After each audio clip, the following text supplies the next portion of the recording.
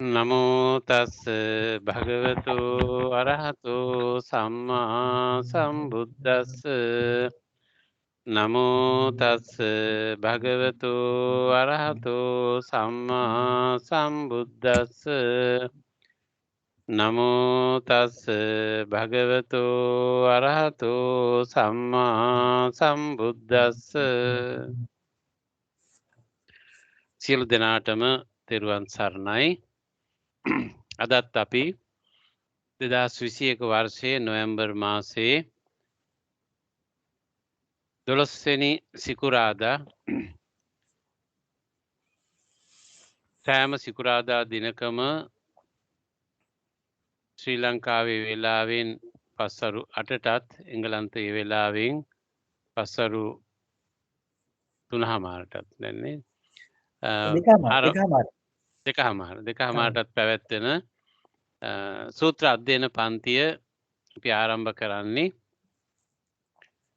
එංගලන්තයේ තේම්ස් බෞද්ධ විහාරස්ථානයේදී ආරම්භ කරන්නට යෙදුණු මේ සූත්‍ර අධ්‍යයන පන්තිය අපේ කල්යාණ මිත්‍ර සියලු දෙනා සමග එක්ව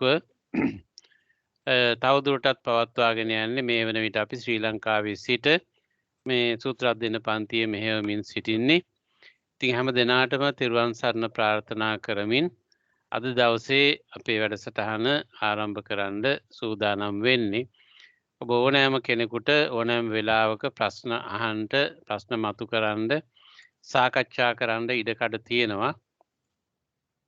අපි මෙහිදී තෝරා ගන්නා ලද සූත්‍රයක් ඉංග්‍රීසි භාෂාවෙනුත් පාලි භාෂාවෙනුත් සිංහල භාෂාවෙනුත් කියන භාෂා තුනෙන්ම කියවමින් සාකච්ඡා කිරීම තමයි මෙහිදී සිදු වෙන්නේ. සූත්‍රය තේරුම් ගන්නට අවබෝධ කරගන්නට උත්සාහ දැරීමයි අපි මෙහිදී බලාපොරොත්තු වෙන කාරණය. ඒ නිසා ඔබට නිදහසේ මේ සූත්‍ර පිළිබඳව අධ්‍යයනයක යෙදෙන්නට මේ වැඩසටහන අපි භාවිතා කරන්නේ. ඒ සඳහා ඔබට අවස්ථාව තියෙනවා.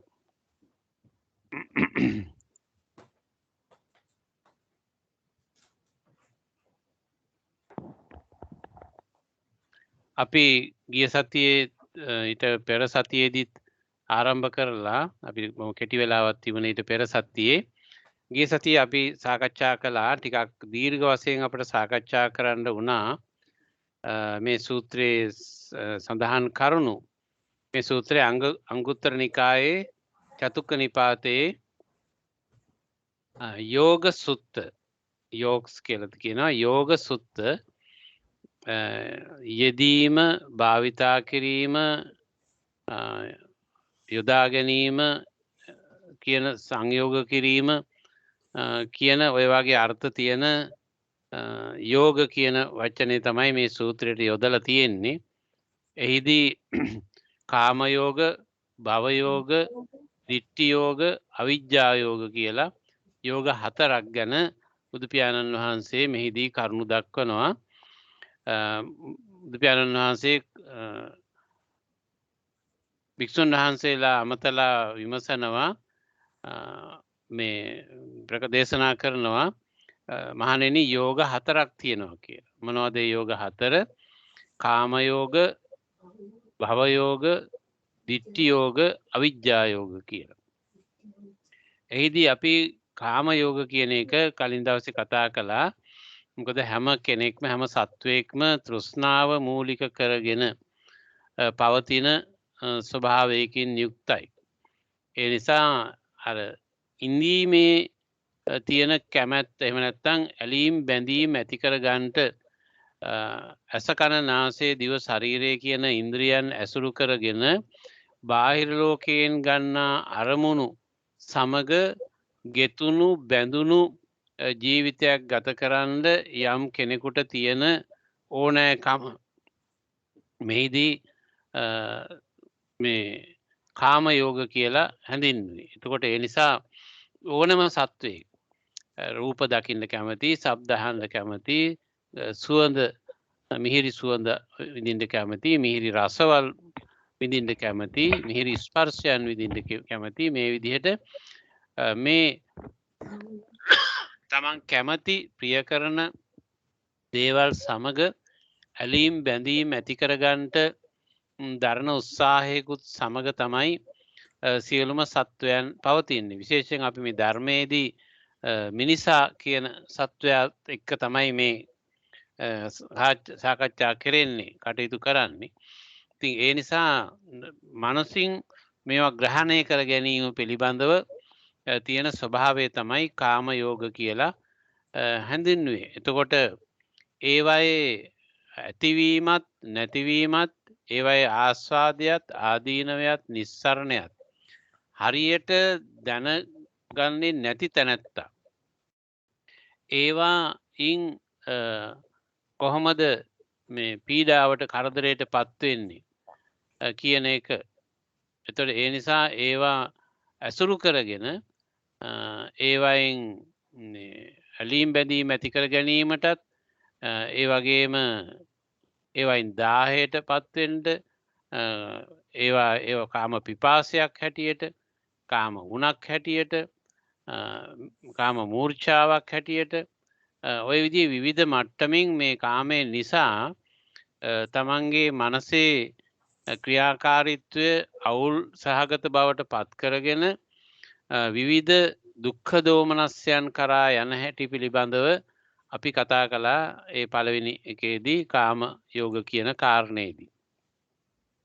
එතකොට ඒ වගේම ඒකෙන් මිදෙන්න හැම කෙනෙකුටම අපහසුයි කියන එක. මොකද ඒක ස්වභාවයෙන්ම සත්වයා තුළ සහජයෙන්ම එහෙම නැත්නම් මේ සංසාර ගමන තුළ ඒ කාම යෝගත් එක්ක බැඳුණු විදිහට පවතින්න තමයි හදලා තියෙන්නේ, හැදිලා තියෙන්නේ.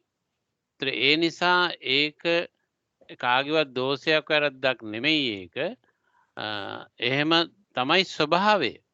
ඒතර ඒ නිසා අපි ඕනෑම කෙනෙක් මේ මාර්ගඵල තත්වයන්ට පත් වෙන කම්ම කියන්නේ අනාගාමී තත්වය දක්වාම කාමරාග පටික කියන දෙකත් එක්ක බැඳිලානේ යන්නේ. එතකොට කාමරාග පටික කියන සංයෝජන දෙක සම්පූර්ණ වශයෙන්ම නැති වෙලා යන්නේ අනාගාමී තත්වයේදී.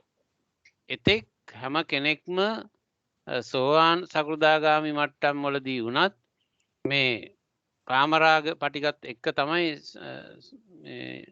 තමන්ගේ විඥානමය ක්‍රියාකාරීත්වය පවතින්නේ. ඒ නිසා ඊටාම ප්‍රබල විදිහට සත්වයාගේ පැවැත්ම සඳහා අදාළ වෙන කාරණයක් හැටියට මේ කාම යෝග කියන එක දහමේ කතා කරනවා, බුදු පියාණන් වහන්සේගේ දේශනාවල අන්තර්ගත වෙනවා. ඊළඟට අපි කතා කළා මේ භව යෝග පිළිබඳව. එතකොට ඉංග්‍රීසියෙන් ඒක becoming කියන වචනයෙන් හඳුන්වන්නේ. ඒතර ඒක අපි ටිකක් දීර්ඝ වශයෙන් සාකච්ඡා කළා එදා. ඒ වගේම එහෙම සාකච්ඡා කරන මේ හැම එකක්ම අදාළයි අපි සාකච්ඡා කරන්න ඕනේ. මොකද මේක ටිකක් විශේෂ වශයෙන් තේරුම් ගත යුතු දෙයක්. මොකද වචනයෙන් එකපාරටම එහි අදහස හිතකට එන්නේ නැති නිසා අපි සැලකිල්ලෙන් ඒක තේරුම් ගන්න උත්සාහ කරන්න ඕනේ. ඒ වගේම නැවත නැවතත් ඒ මාතෘකාව පිළිබඳව ඒ ඔස්සේ අපි හිත යොදවන්න ඕනේ, හඳුනා ගන්න උත්සාහ කරන්න ඕනේ. මොකද ඒක අතිශය වැදගත් කාරණයක්. අපේ පැවැත්ම සම්බන්ධයෙන් අතිශය තීරණාත්මක තැනක් මේක. ඒ නිසා මේ භවය කියන්නේ මොකද්ද? වීම කියන්නේ මොකද්ද? එක එක ඉවෙන්ට්ස් වලට අපි මුහුණ දෙන්නේ කොහොමද? ඒවා නිසා අපි භවගාමී සතෙක් බවට පත් වෙන්නේ කොහොමද? ඒ තුල අපි රැඳිලා ඉන්න ආකාරය, ඒ භවයේ ඉන්න තියෙන ඕනෑකම නිසාම නැවතත් අර කලින් කිව්ව විදිහට ඒකෙන් සතුටු වෙන්න, ඒකෙන් දැඩි තෘෂ්ණාවකටපත් වෙන්න, ඒකෙන් සතුටු වෙන්න, ඒකට ඇලිලා බැඳිලා ඉන්න, එහිම කොටස්කාරයෙක් වෙන්න, ඒ වගේම කාම පිපාසයක්, භව පිපාසයක්, භව උණක් මේ විදිහට දැඩි ඕනකමකින් යුක්තව මේ භවයේ පවතින්න තියෙන ඕනෑකමත් එක්ක සෑම කෙනෙක්ම ඉන්නවා, පවතිනවා කියන එක තමයි අපි එදා සාකච්ඡා කළේ, කතා කළේ. ඒ අනුව කාම යෝග හා භව යෝග කියන කරුණු දෙකම අපි සාකච්ඡා කළා. පහුගිය සතිය ඇතුළත ඔබට මේ සාකච්ඡා කරපු කරුණු ඇසුරෙන් මොනවා හරි සිතද්දි කල්පනා කරද්දි මොනවා හරි ගැටලුවක් ප්‍රශ්නයක් එහෙම හිතට ආවද කවරෙකුට හෝ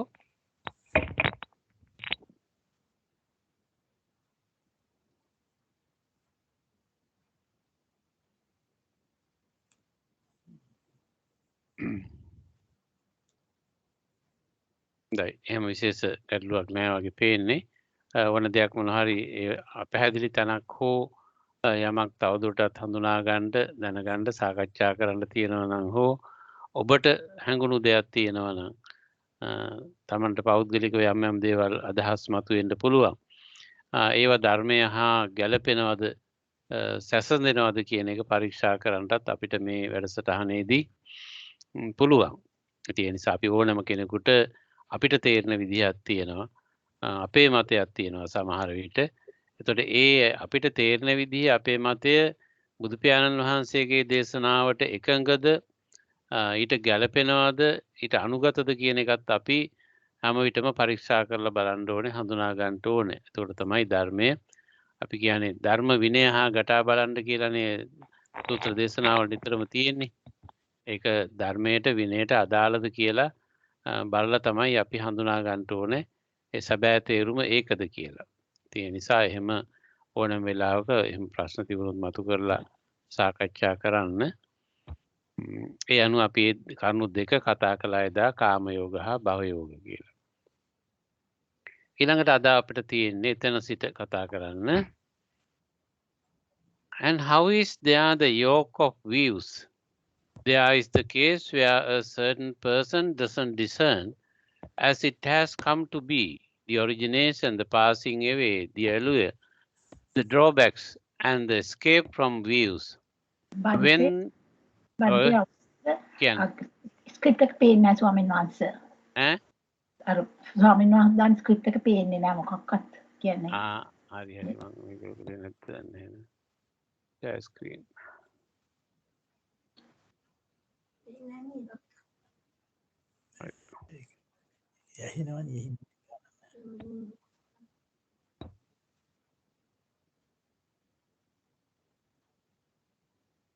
දැන් පේනවද? මට නම් පේන්නේ නැහැ ස්වාමීන් වහන්සේ මොකක්වත් පේන්නේ. දැන් පේනවා. දැන් ස්වාමීන් වහන්සේ පේනවා දැන්. පේනවා. දැන් මට පේන්න ඕන දැන් නේද? පේනවා. දැන් හොඳට පේනවා. හරි. ඔව් එහෙම වුණාම කියන්න මට ඉක්මනින්ම මේ හොඳයි අපි එදා මෙතෙක් කතා කරපු ටිකයි අපි කිව්වේ. දැන් පේනවද ඔක්කොටම? එහේ ස්වාමීන් වහන්සේ පේනවා. හොඳයි හරි.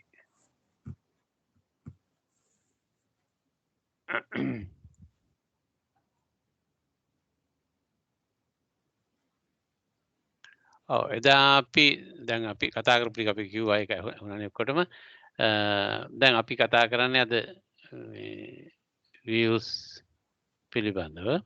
And how is there the yoke of views? There is the case where a certain person doesn't discern as it has come to be, the origination, the passing away, the allure, the drawbacks, and the escape from views. When he doesn't discern as it has come to be, the origination, the passing away, the allure, the drawbacks, and the escape from views, then with regard to views, he is obsessed with view passion, view delight, view attraction, view infatuation, view thirst, view fever, view fascination, view craving. This is the yoke of sensuality, the yoke of becoming, and the yoke of views. අපි ඒකේ Pali version එක අපි කියමු.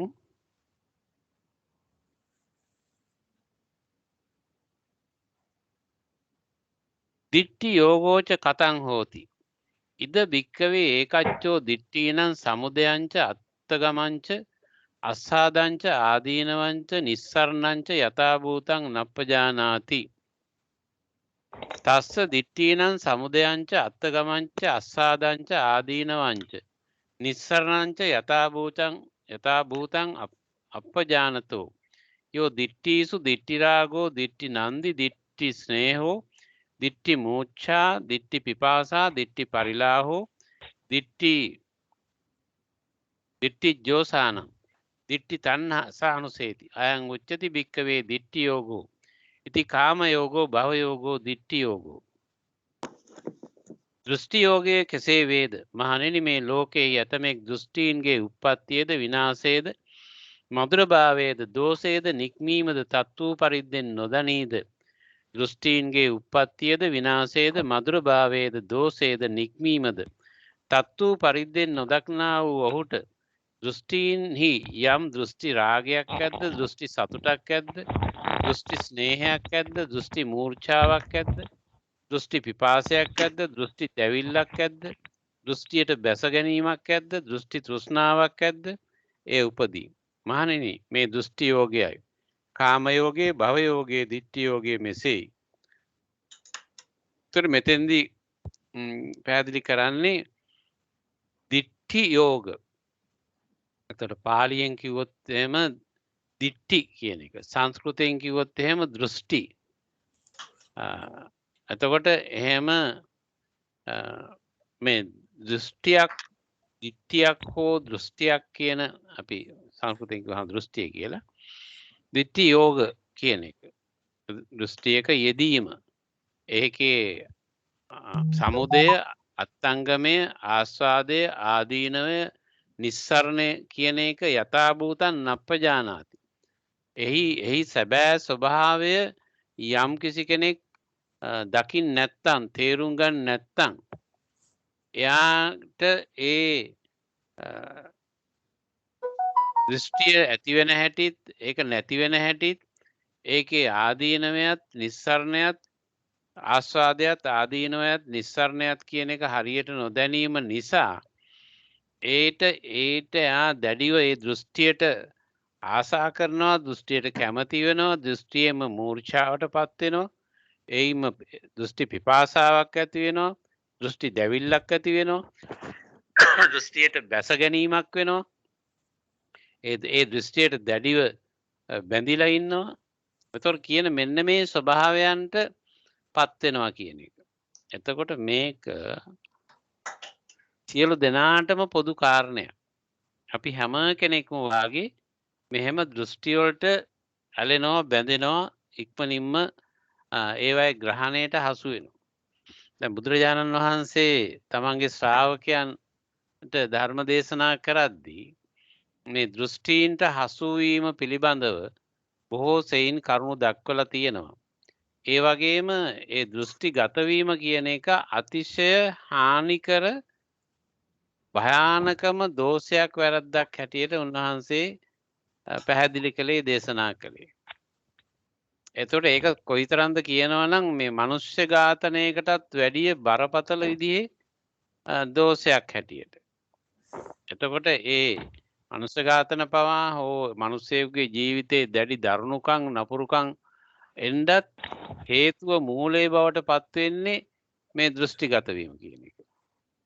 ඒකට ඒ නිසා බොහෝ තැන්වල ඒ දෘෂ්ටිගත වීම කියන එක අතිශය හානිකරදායක දෙයක් හැටියට මිනිස් సంతානය විනාශ කරන එය සම්පූර්ණයෙන්ම පිරිහීමට ලක් කරන කාරණයක් හැටියට දක්වලා තියෙනවා. එතකොට දෘෂ්ටිගත වීම කියන එකෙන් අදහස් වෙන්නේ කුමක්ද කියන එක අපි ටිකක් තේරුම් ගන්න ඕනේ. අපි කවුරුත් එකතු වෙලා මේක මම විතරක් කියන එකක් හැටියට නෙමෙයි අපි කවුරුත් හිතන්න පෙළඹෙන්න ඕනේ. මේ ඔතන කොහොම මයික් එකක් ඔන් වෙලා තියෙනවා කියලා පේනවා. තේරෙනවා.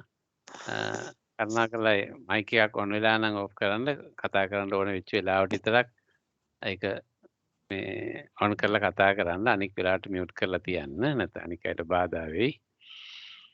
එතකොට මේ දෘෂ්ටියක් කියලා කියන්නේ තමන් දැන් අපි සාමාන්‍යයෙන් දකිනවා පෙනෙනවා කියන අර්ථය එහෙම නෙමෙයි. දැන් අපි සාමාන්‍යයෙන් මේ අවිදූර දෘෂ්ටිකතාවේ එතකොට ඔහොම මේ ළඟ නොපෙනීම දුර නොපෙනීම ඔහොම අපි විවිධ දේවල් මේ ඇස්වල පෙනීම සම්බන්ධයෙන් එහෙම කතා කරනකොට දෘෂ්ටිය කියන වචනේ භාවිතා වෙනවා.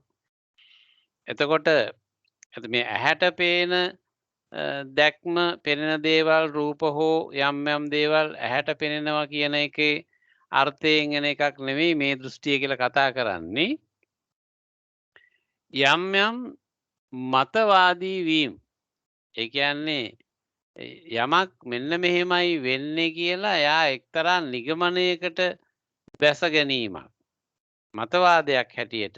එහෙම නැත්නම් යම් විශාල ශේත්‍රයක් සම්බන්ධයෙන් එයා තේරුම් ගන්න ආකාරය එයාගේ දැක්ම සකස් වුණාම දැඩි විදිහට වෙනස් කරන්න සූදානම් නැති විදිහට අපි ඒක දෘෂ්ටිගත වීමක් හැටියට සලකනවා.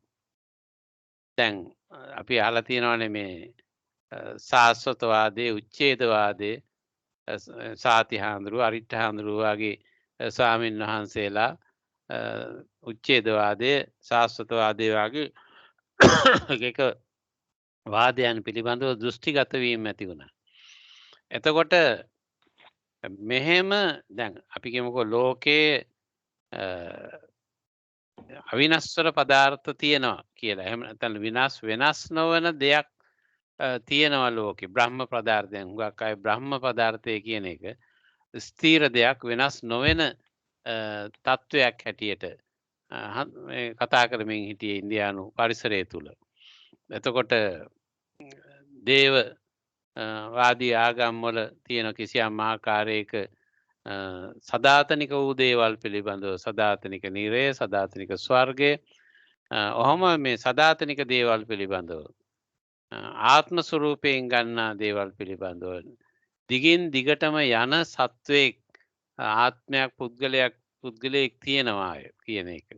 එහෙම නැත්නම් විඥානය කියන එක නොවෙනස්ව පවතින පදාර්ථයක් හැටියට තියෙනවා කියන එක. ওই විදිහට ඒ වගේම සමහර ද්‍රව්‍ය ඒක මේ පරමාර්ථ හැටියටම නැත්නම් අවසානයේදීත් විනාශ නොවන පදාර්ථ හැටියට තියෙනවා කියලා. දැන් ওই ග්‍රීක චින්තනයේ තියෙනවා. තේල්ස් තාලේස් වගේ අය ජලය අපරිමිතයේ හැටියට සලකපු අවස්ථාවන් පිළිබඳව. ඒ වගේ සමහර අය ගින්න, සමහර අය පඨවි. ওই විදිහට පඨවි ආපෝ තේජෝ වායෝ කියන මේ සතර මහා භූතයන් සමහර විට පරමාර්ථ හැටියට ඒක අවසානයේ දක්වාම ඒක තියෙනවා. අනික් මොනවා නැති වුණත් එක පදාර්ථයක් මේ විදිහට පඨවි හරි ආපෝ හරි තේජෝ හරි වායෝ හරි මොනවා හරි පදාර්ථයක් අවසන් වෙනකම්ම තියෙනවායි කියන මතේ ගත්තොත් එහෙම ඒක සාස්වත වාදයක් හැටියට මේ දිගින් දිගටම පවතින ස්ථාවර පදාර්ථයක් පිළිබඳව ගති කර ගන්නා පිළිගැනීමක් හැටියට සැලකෙන්නේ එතකොට. ඒතර තව කොටසක් සාකච්ඡා කතා කළා උච්ඡේදවාදයක් භෞතිකවාදයක් හැටියට. ඒ කියන්නේ ද්‍රව්‍ය භෞතිකය කියන එක ස්ථාවරයි වෙනස් වෙන්නේ නැතුව දිගින් දිගටම තියෙන එකක් හැටියට ද්‍රව්‍ය භෞතිකයක තියෙන එක. ඒ වගේම සමහර අය උච්ඡේදවාදයක් හැටියට සියල්ල විනාශ වෙලා යනවා ඔක්කොම භෞතිකම පමණයි. එහි වෙනත් ආකාරයක විඥාන ධාතුවක පැවැත්මක් පිළිබඳව කතා කරන්න විශ්වාස කරන්නේ නැති අය. ඒත් ඔහොම එක එක ආකාරයේ දැඩි මතවාදවලට සම්බන්ධ වෙච්චි බහැපු අය ඉන්දියානු පරිසරයේ ඒක දෘෂ්ටි කාන්තාරයක් දෘෂ්ටි වලින් ගහණයක් හැටියට ඉන්දියාවේ පරිසරයේ බුදුහාමුදුරුවෝ පහළ වෙන කාලේ වෙනකොට ඉන්දියාවේ විවිධ දෘෂ්ටි මතවාද වලින් පිරිච්ච ප්‍රදේශයක් රටක් හැටියට තිබුණේ. එතකොට ඔහොම තියෙන දේවල් තියෙන පරිසරයක තමයි බෝසත්වයන් වහන්සේ සම්මා සම්බුද්ධත්වයට පත් වෙලා ඒ හැම දෙයක් සම්බන්ධයෙන්ම ලොකු සටනක් කරන්න සිද්ධ වුණේ. ඇත්තට මේක විප්ලවයක් සටනක් විදිහට අර පවත්නා සම්මත පිළිගැනීම් වලට එරෙහිව සිදු කරපු මහා අරගලයක් හැටියටයි බුදු පියාණන් වහන්සේගේ මේ දාර්ශනික අරගලය ක්‍රියාත්මක වුණේ. ඉතින් ඒ නිසා එහෙම විවිධ වූ මත ගත්ත අය හිටියා. එතකොට දැන් අපි කියමුකෝ ආත්ම ක්ල මතනේ ආත්මය ක්ලාන්ත කරන්න ආත්මය දුර්වල කරන්න ශරීරයට දුක් දීම අවශ්‍යයි කියන එක මතවාදයක් හැටියට දෘෂ්ටිගත වීමක් හැටියට තිබුණා. එතකොට එහෙම තව කොටසක් හිතුවා මේ ශරීරයේ ඉන්ද්‍රියන් හොඳටම පිනෙව්වහම ඒ ඉන්ද්‍රියන්ට අවශ්‍ය හැම දෙයක්ම ලබා දුන්නාම එයින් එයා තෘප්තිමත් භාවයට පත් වෙලා කිසියම් ආකාරයක මිදීමකට විමුක්තියකට පත් වෙන්න පුළුවන්කමක් සුදුසුකමක් ලබනවා කියලා. එතකොට සමහර කෙනෙක් දැඩි ආකාරයෙන් ශරීරයට කිසිවක් නොදී දැඩි ආත්ම ක්ලමතනයක් කිරීම හරි කියලා හිතන අතර තවත් පිරිසක් තමන්ට අවශ්‍ය දේවල් ඔක්කොම ලබා දුන්නාම එයින් තෘප්තිමත් වෙලා කිසියම් විමුක්තියක් සඳහා සුදුසුකම් ලබන්න පුළුවන් කියලා තව කොටසක් හිතුවා. දැන් ඔහොම විවිධ දෘෂ්ටිවාද සමග තමයි මේ ඉන්දියානු ಭಾರತೀಯ පරිසරයේ දෘෂ්ටිවාද පිළිබඳව දැන් බ්‍රහ්මජාල සූත්‍රය ආදී සූත්‍රවල සඳහන් වෙනවා. එහෙම මේ එක මතිමතාන්තර ගැනීම පිළිබඳව තිබිච්ච දෘෂ්ටි මතවාද කොහොමද ක්‍රියාත්මක වුණේ කියන එක පිළිබඳව බ්‍රහ්මජාල සූත්‍රය ආදී සූත්‍ර දේශනාවල සඳහන් වෙනවා. එතකොට එහෙම පරිසරයක මේ ඕනෑම කෙනෙක් යම් ආකාරයක දෘෂ්ටි ගතවීමකට දැක්මකට හසු වෙන ස්වභාවයක් තියෙනවා. එතකොට දැන් එතන තියෙන බරපතලකම එහෙම යම් මතවාදයකට දෘෂ්ටියකට හසු වුණාම එයා ඒකෙන් මිදෙන්නේ නැතිකම. ඒකෙන් මුදවා ගන්න අමාරුයි. දැන් සමහරට බුදුරජාණන් වහන්සේට පවා අමාරු වෙනවා ඒ බඳු දෘෂ්ටිවාද වලට හසු වෙච්ච අය එතනින් මුදව ගන්න. සම්මා සම්බුදුරේකටවත් ශාස්ත්‍රූවරේකටවත් සමහරට බැරි තරමට ඒගොල්ලෝ ඒ දෘෂ්ටි මතවාදවල හසු වෙනවා. එහි ගොදුරු බවට පත් වෙනවා. මේ නිසා යම් හිතන්න පුළුවන්කමක් එහෙම නැත්නම් යම් හැකියාවන් දක්ෂතාවයන් තියෙන අය පවා මේ දෘෂ්ටි වලට හසු වීමෙන් ලොකු හානියක් එතනින් මිදෙන්න බැරි වීමක් සිද්ධ වෙනවා. මේ නිසා තමයි මේ බුදු පියාණන් වහන්සේ ඒ දෘෂ්ටිවාද පිළිබඳව එච්චරම දැඩිව ඒවා විරුද්ධව කතා කළේ. මොකද ඒ තරම් හානි කරයි මේක කෙනෙකුට. එහෙම එකට අහු වුණාම එයා එකෙන් ගලව ගන්න බැරි වෙනවා. අනික් කාරණය දැන් යම් දෘෂ්ටියකට කෙනෙක් හසු වුණාම ඒ දෘෂ්ටිය හරහා අතිවිශාල ප්‍රදේශයක් එහෙම නැත්නම් මේ චින්තන ප්‍රදේශයක් ඒක ඔස්සේ තමයි මේ ක්‍රියාත්මක වෙන්නේ. කියන්නේ හැසිරෙන්නේ පවතින්නේ. එතකොට අනික් සියලු දේ නොසලකා හරින තත්වයකට පත් වෙනවා. දැන් සරල මං උදාහරණයක් ගත්තොත් එහෙම ඔය පසුගිය කාලේ නොඑක් තිබුණු දේශපාලන දෘෂ්ටිවාද මතාන්තර වාගේ දේවල්. සමහර විට මේ කමියුනිස්ට්වාදයේ වාගේ දේවල් සමාජවාදී කියලා හඳුන්වන ඒවා ඔය නොයෙකුත් දේවල් ඒවා නිසාම සමහරට මහා විශාල මනුෂ්‍ය ඝාතන සිද්ධ වුණා, දේපල විනාශ වීම සිද්ධ වුණා, අතිවිශාල හානියක් බොහෝ රටවල වෙච්ච අවස්ථාවන් තියෙනවා. තරුණ ජීවිත විශාල දහස් ගාණින් නැති වෙච්ච අවස්ථාවන් තියෙනවා. ඒතර ඒවා යම් දෘෂ්ටියක් මතවාදයක් ගත්තාම ඒ අය හිතනවා මේකම හරි අන් සියල්ල වැරදි මේකම පමණයිම හරි කියලා. ඒතර එහෙම ගැනීම නිසා ඊට ප්‍රතිපක්ෂ අයව ඝාතනය කරන්න නැති කරන්න තරම් හිතන ස්වභාවයකට පත් වෙනවා. එතකොට ඒකට වැරහි වන අය ඝාතනය කරන්න ඕන, නැති කරන්න ඕන, විනාශ කරන්න ඕන කියන අදහසකට එනවා. දැන් තමන් අර දෘෂ්ටිය ගත්ත නිසා. එතකොට මහා හානියක්, දෝෂයක් මානව සංහතියට විශාල හානි සිද්ධ වෙච්ච අවස්ථා තියෙනවා එහෙම. ඒ වගේම දැන් සමහර ආගම් සම්බන්ධයෙන් දැඩි දෘෂ්ටි ගත වීම සිදු වුණාම එතකොට අපි සාමාන්‍ය කියන්නේ අපි මේ ෆන්ඩලිස්ට්ලා කියලා මේ ෆන්ඩලිසම් කියලා එහෙම නැත්නම් මූලධර්මවාදීන් කියලා. එතකොට එහෙම මේ මූලධර්මයක් අරගෙන ඒකේ දැඩිව එල්බීමක් ඇති වුණාම ඒකට වෙරෙහි වන අය සියලු දෙනාම සතුරන් කියලා හිතන විදිහට ඒකට ඒ තමන් ගත්ත මතවාදයට එරෙහිව ණය ඝාතනය කරන්න ඕන නැති කරන්න ඕන සමුල ඝාතනය කරන්න ඕන කියන අදහස් ඒව තුළ සමහර විට තියෙනවා. එතකොට මේ අනුව මේ දේශපාලන දර්ශන නිසා ඇති වෙන්න පුළුවන් ආගමික දර්ශන නිසා ඇති වෙන්න පුළුවන් එහෙම නැත්නම් වෙනත් කාගේ හෝ මතයක් අරගෙන ඒක ඔස්සේ වෙච්ච දෙයක්. ඔහොම ওই විදිහට ලෝකේ පුරාම මේ දෘෂ්ටීන් ගැනීම නිසා සිදු වුණු මිනිස් ජීවිතවලට වෙච්ච හානිය සිය දහස් ලක්ෂ ගණන්. ඉතින් ඒ නිසා එහෙම දැන් අපි ප්‍රසිද්ධ එකක් ජර්මනියේදී හිට්ලර්ගේ නාසි හමුදාව විසින් කරපු අතිවිශාල ඝාතන. එතකොට එයා කිසියම් ආකාරයක දෘෂ්ටියකට හසු වුණා මේ ජර්මන් ජාතිකයන් විසින් ඒගොල්ලෝ තමයි බුද්ධිමත්ම ජාතිය ලෝකේ ඉන්න ඒගොල්ලෝ තමයි ලෝකේ පාලනය කරන්න ඕන කියන අදහසකට ඇවිල්ලා ඒ දෘෂ්ටියට හසු වෙලා අතිවිශාල මිනිස් ඝාතන ප්‍රමාණයක් සිද්ධ වුණා නේ තුලින්. ලෝකේ බොහෝ රටවල ඔය හා සමාන දේවල් සිද්ධ වෙලා තියෙනවා. එතකොට ඒකෙන් අපිට පේනවා කොයිතරම් භයානකද මේ දෘෂ්ටිගත වීම කියන එක. ලෝකේ වැඩියෙන්ම මිනිස්සු මැරිලා තියෙන්නේ. වැඩියෙන්ම දේපල හානි සිද්ධ වෙලා තියෙන්නේ. වැඩියෙන්ම මිනිස්සුන්ට කරදර පීඩා ඇති වෙලා තියෙන්නේ මේ දෘෂ්ටිගත වීම නිසා. ඉතින් ඒ නිසා ඒ බඳු දෘෂ්ටි වලට හසු වීම කියන එක කෙනෙකුට අතිශය හානිකර විදිහට බරපතල විදිහට බාධාකාරී විදිහට ක්‍රියාත්මක වෙන්න පුළුවන්.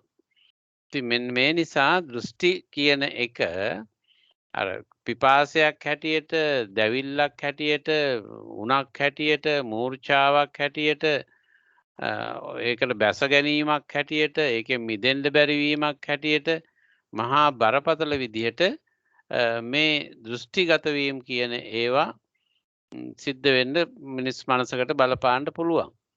ඉතින් එයාම දන්නේ නැහැ ඒකේ බරපතලකම මොකද්ද කියලා. ඒකේ මිදෙන්නත් බෑ යාට අර මද්ද්‍ර ද්‍රව්‍ය වලට සම්බන්ධ වුණා වගේ. ඒකෙන් මිදෙන්න කොහෙත්ම බෑ ඒකටම හිර වෙනවා එන්න. ඒකේ මහ විශාල හානියක් එයාටත් වටා ඉන්න අයටත් සිද්ධ වෙන්න පුළුවන්. හොඳයි. දැන් අනික් ඒ සම්බන්ධයෙන් මුකුත් අදහසක් හෝ ගැටලුවක් හෝ යමක් තියනවද මේ දෘෂ්ටි පිළිබඳව?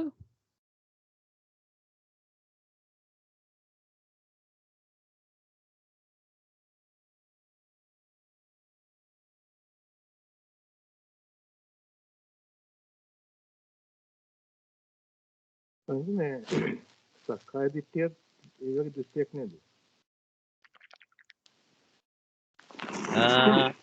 පිට දැන් මෙහෙමයි.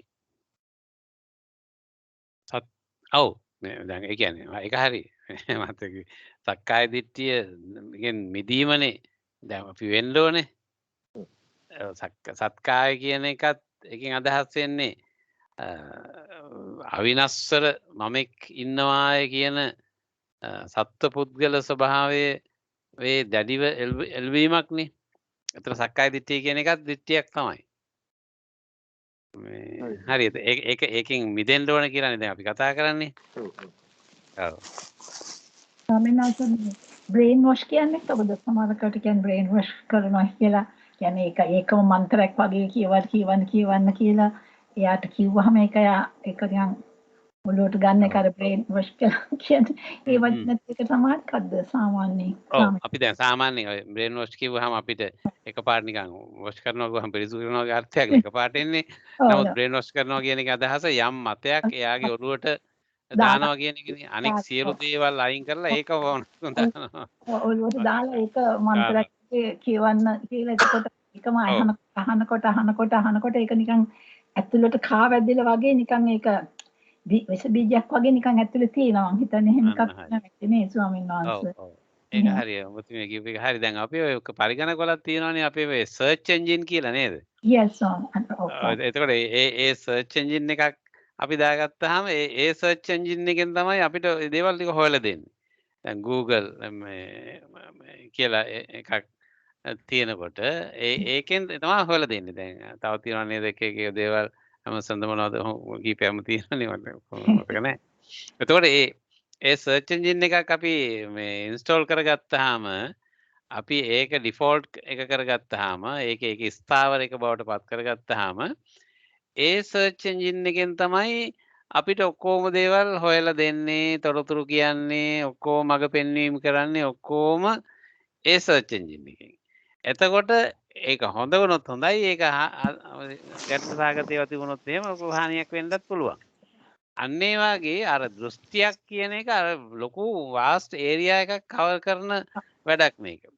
එතකොට ඒ දෘෂ්ටියෙන් අපි බලන්න ගියාම සමස්තයම පේන්නේ ඒකට ඕන විදිහට. ඒක අනුමත කරන විදිහට. ඒකෙන් මඟ පෙන්වන විදිහට තමයි පේන්නේ. අර ඒ නිසා අර දෘෂ්ටියක් කියන එක හරි ලොකු වැඩපිළිවෙලක්. අර දැන් කම්පියුටර් එක නම් ඒකේ සර්ච් එන්ජින් එකක් අපි දානවා වගේ. ඉතින් අපි ඒකට ඒක බූට් කරලා එකපාර ඊට පස්සේ අපි සර්ච් එන්ජින් එකකට බාර දෙනවා. ඔයා මට මේ ටික කරලා දෙන්න. නැත්නම් මේ දේවල් ඔක්කොම හොයන වැඩේ ඔයා මෙහෙම කරන්න කියලා. ඒක ඩිෆෝල්ට් සර්ච් එන්ජින් එකක් අපි දාගන්නවා. ඒතර එයා තමයි අපිට ඔක්කොම දේවල් ටික ඒකේ හදලා දෙන්නේ ඒක. අන්න එහෙම වැඩක් වගේ තමයි මේ මම ඒක උදාහරණේ 100%ක්ම හරි එකක් නෙමෙයි. නමුත් මම උදාහරණයක් හැටියට ගත්තේ එතකොට අපේ මනස සම්පූර්ණයෙන්ම වැඩ කරන්නේ ඒ ගත්ත දෘෂ්ටියට මතවාදයට අනුව. එතකොට අර ડોક્ટર මතිස්ස ඉදිරිපත් කරපු කාරණයක් වැදගත්. දැන් අපි දැන් ආර්ය අෂ්ටාංග මාර්ගය ගැන කතා කරද්දී සම්මා දිට්ඨිය මිච්ඡා දිට්ඨිය කියලා දෙකක් ගන්නවනේ. දැන් දිට්ඨි සංකප්ප වාචා කම්මන්ත ආජීව වායාම සති සමාධි. එහෙමනේ ආර්ය අෂ්ටාංග මාර්ගය යන්නේ. ඒතර ඒක සම්මා වෙන්න ඕනේ, නිවැරදි වෙන්න ඕනේ. එහෙම නිවැරදි වුණොත් තමයි ඒ අනුව අපේ සංකල්ප ඇති වෙන්නේ, වචන ක්‍රියාකාරකම් ඔය ඔක්කොම ඇති වෙන්නේ ඒ විදිහට. ඒ වගේම මේක අනිත් පැත්තට මිච්ඡාත්‍යයකට ගියොත් එහෙම වැරදි ගැනීමකට, වැරදි හඳුනා ගැනීමකට ගියොත් එහෙම එතනින් අසියල්ල අවුල් වෙනවා. ඉතුරු හතම අවුල් වෙන්න පටන් ගන්නවා. අර මේ මුල් එක වැරදුනොත් එහෙම. මිච්ඡා දිට්ඨියකට ගියොත් එහෙම. ඒ නිසා සම්මා දිට්ඨිය කියන එක අතිශය වැදගත් වෙනවා. මොකද එතනින් තමයි අපිට අර පටන් ගැනීම ආර්ය අෂ්ටාංග මාර්ගයේ සියලු දේවල් කරා යන්නේ. මයික් එකක් ඔන් වෙලා තියෙනවා කාගේ හරි තාමත්. කරුණාකරලා ඒක ඔෆ් කරනවද? නැත්නම් අනික ඔක්කොටම බාධා ඇති වෙන්න පුළුවන්. ඒක මයික් එකක් ඔන් වෙලා තියෙනවා. කරුණාකරලා බලන්න ඒ ඔන් වුණ මයික් එක ගත්ත කියලා. එතකොට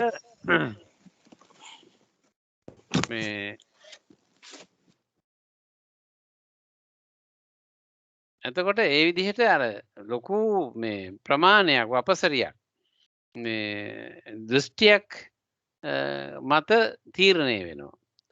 ඒ නිසාමයි බුදුරජාණන් වහන්සේ මේ තරම් තදබල විදිහට මේ දෘෂ්ටි යෝගය ගැන නැත්නම් දෘෂ්ටිගත වීම පිළිබඳව දේශනා කළේ. කෙනෙක් ඒකට හසු වුණොත් එහෙම එයාව බේරගන්න කාටවත්ම බැරි වෙනවා කියලා. දෙමාපියන්ටවත්, ගුරුවරුන්ටවත්, පැවිදි කෙනෙකුටවත්, අඩුම ගානේ ශාස්ත්‍රූවරයෙකුටවත් බැරි වෙන්න පුළුවන්. ඒ තරම්ම භයානකයි කියලා.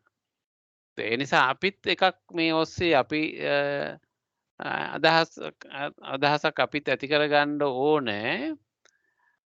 දහමෙත් ඒ කාරණේ නිතරම කතා කරන දෙයක්. කොයිම දෙයක් සම්බන්ධයෙන් වුණත් දැඩි තීරණයකට ඇවිල්ලා ඉන්න හොඳ නැහැ කියලා. ඒ කියන්නේ අපි ඕනෑම කාරුණක් ශේස්ත්‍රයක් පිළිබඳව අපි ටිකක් මධ්‍යස්ථ විදිහට ඒක දෙහි දකින්න ඕනේ කියලා. ඒ කියන්නේ හේතු සාධක ලැබුණොත් ඕනනම් වෙනස් කරන්න පුළුවන් විදිහට කියන එක. දැන් දෘෂ්ටියක් කියන එකේ තේරුම වෙන්නේ තමන්ට ප්‍රමාණවත් සාධක ලැබමින් තිබියදීත් ඒ මතය අතහරින්න බැරිකම, අතහරින්න නැතිකම. මෙතන තමයි මේක දෘෂ්ටියක් බවට පත් වෙන්නේ.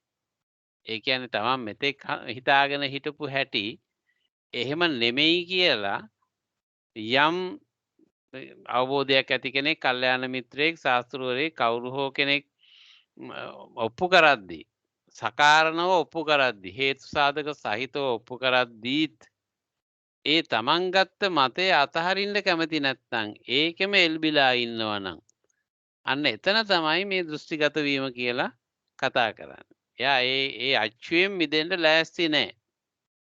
ඒකට හසු වෙලා ඉන්නවා.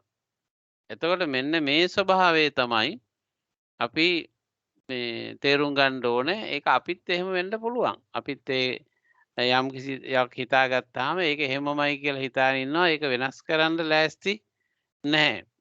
එතකොට ප්‍රමාණවත් සාධක අපිට ලැබෙනවා නම් ඒක එහෙම නෙමෙයි කියලා හිතන්න. එතකොට එතෙන්දී අපි මේ ප්‍රමාණවත් සාධක ලැබුණාම අපි මෙතෙක් අරගෙන හිටපු මතය වෙනස් කරන්න ලෑස්ති පිට ඉන්න ඕනේ. එහෙම නැති වුණොත් එහෙම අර විමුක්තියක් කරා යන්න පුළුවන් කමක් අපිට කවදාවත් ලැබෙන්නේ නැහැ. අපි හිරකරුවන් බවට පත් වෙනවා. මතවාදවල හිරකරුවන් බවට පත් වෙනවා. එහෙම වෙච්ච දේවල් ලෝක ඉතිහාසය තුලම මහා බරපතල විදිහට තියෙනවා. දේශපාලන දර්ශන වෙන්න පුළුවන්, ආගමික දර්ශන වෙන්න පුළුවන්, වෙනත් ආකාරයේ දර්ශන වෙන්න පුළුවන්. කවර හෝ දෙයක ගත්ත දෘෂ්ටියේ හිරකරුවන් බවට පත් වෙලා එතනින් මිදෙන්න බැරි වෙලා ඒගොල්ලන්ගේ මරණය දක්වාම ඒ හිරවීම අස්සේ හිටපු අවස්ථාවන් පිළිබඳව ලෝක ඉතිහාසයේ තියෙනවා. ඒ නිසා අපි ඕනම කෙනෙක් පරිස්සම් වෙන්න ඕනේ.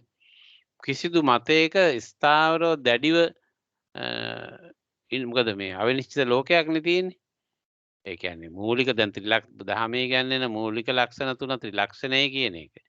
අනිත්‍ය දුක්ඛ අනාත්ම කියන ලක්ෂණ තුන නම් මේ විශ්වයේම තියෙන සදාතනික ධර්මතාවයන්. එතකොට ඒ අනිත්‍ය දුක්ඛ අනාත්ම කියන කරුණු තුන තුල කවර හෝ දෙයක පැවැත්මක් ගැන කතා කරන්න බෑනේ. එතන අන්න ඒක අපි අමතක කළොත් එහෙම නොසලකා හැරියොත් එහෙම එතනින් පස්සේ ගැටලු ඇති වෙනවා. දැන් බුදුදහමේ මූලික තේමාවක් තමයි අනිත්‍ය දුක්ඛ අනාත්ම කියන එක ත්‍රිලක්ෂණය කියන එක. ඒ ත්‍රිලක්ෂණය කියන එක විශ්වය තුල ක්‍රියාත්මක වෙන සාධකයක් නම් කිසිම දෘෂ්ටිවාදයකට ඉඩක් තියන්න බෑනේ. මතවාදයක් හැටියට තියන්න බෑනේ. ඒ හැම එකක්ම වෙනස් වෙන ස්වභාවයකින් යුක්ත නම්. නිත්‍ය නැත්තම් වෙනස් වෙනවා නම් වෙනස් වෙමින් යන ප්‍රවාහයක් නම් තියෙන්නේ. එතකොට ඒ සම්බන්ධයෙන් කාටවත් දැඩි මතයකට ඇවිල්ලා ඕක කොහොම නෙමෙයි මෙහෙමයි සිද්ධ වෙන්නේ කවුරු කිව්වත් වැඩක් නැහැ මෙහෙමයි කියලා එහෙම මතයකට එන්න හැකියාවක් නැහැ. අන්න ඒ ස්වභාවය හඳුනා ගන්න වෙනවා මේ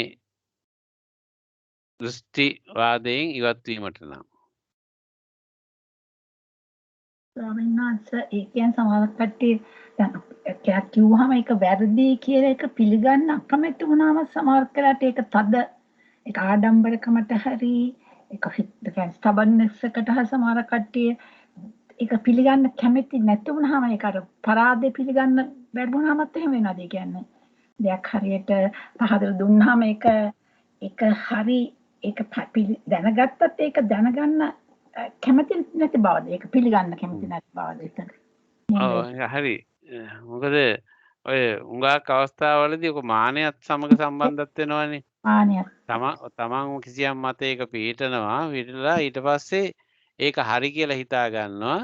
ඊට පස්සේ ඒකෙන් මිදෙන්න බැරි විදිහේ අනවශ්‍ය විදිහේ දැඩි මානයකට පත් වෙනවා. පත් වෙලා ඉතින් ඒ අනුව මගේ මතය තමයි හරි අනික් අය කියන දේවල් වැරදි කියන විදිහට හිතන්න පටන් ගන්නවා. එතකොට ඉතින් එයාට ඒ නිවැරදි චින්තනය ඇති කරගන්න අවස්ථාවක් ලැබෙන්නේ නැතුව යනවා. ඉතින් මේක ලොකු පාඩුවක් හානියක් හැටියට තියෙන දෙයක් ඒක. ඒක හරි.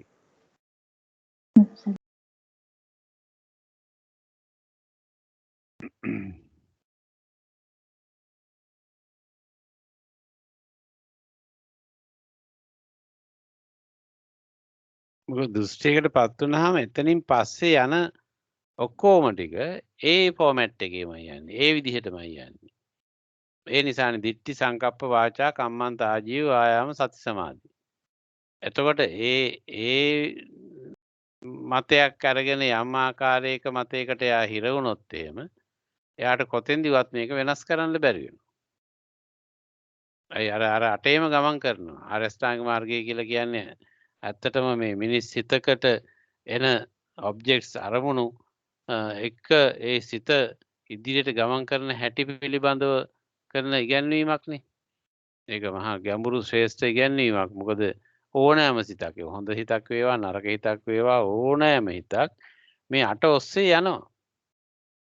ඒ අට ඔස්සේ යනකොට ඒක නරක වුණොත් එහෙම හානිකර වුණොත් එහෙම රිසල්ට් එක ඵලයේ හැටියට අවුට්කම් එක හැටියට ලැබෙන්නේ අර දෝෂ සහගත වැරදි එකක් හැටියටයි එන්නේ.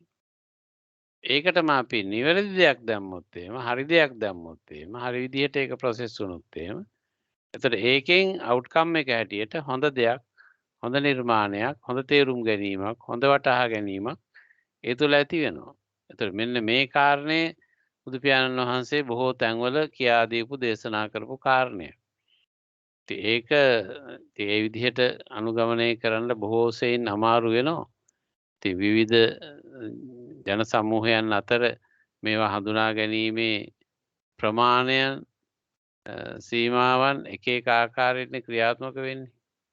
ඒක හරි බරපතල තත්ත්වයක්. ඒ නිසාම මේ සම්බන්ධයෙන් හුඟක් ඔය සූත්‍ර දේශනාවල සඳහන් වෙන්නේ.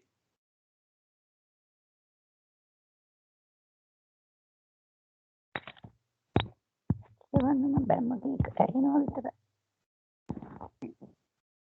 මුත් කිව්වද?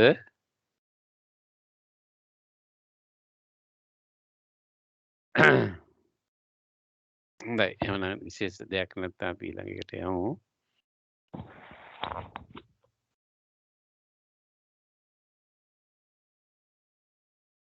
And how is there the yoke of ignorance? There is the case where a certain person doesn't discern as it has come to be the origination, the passing away, the allure, the drawbacks, and the escape from the sixth sense media. When he doesn't discern as it has come to be the origination, the passing away, the allure, the drawbacks, and the escape from the sixth sense media, then with regard to the ignorance concerning the sixth sense media, he is obsessed with not knowing.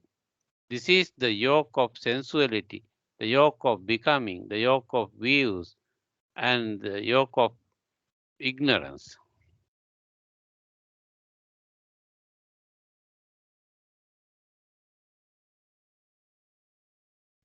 අවිජ්ජා යෝගෝච කතං හෝති. ඉද භික්කවේ ඒකච්චෝ චන්නං පස්සායතනං සමුදයංච අත්තගමංච අස්සාදංච ආදීනවංච නිස්සරණංච යථාභූතං නප්පජානාති. තස්ස චන්නං පස්සායතනානං සමුදයංච අත්තගමංච අත්තංගමංච අස්සාදංච ආදීනවංච නිස්සරණංච යථාභූතං අප්පජානතෝ යා චසු පස්සායතනේසු අවිජ්ජා අඤ්ඤානං සානුසේති.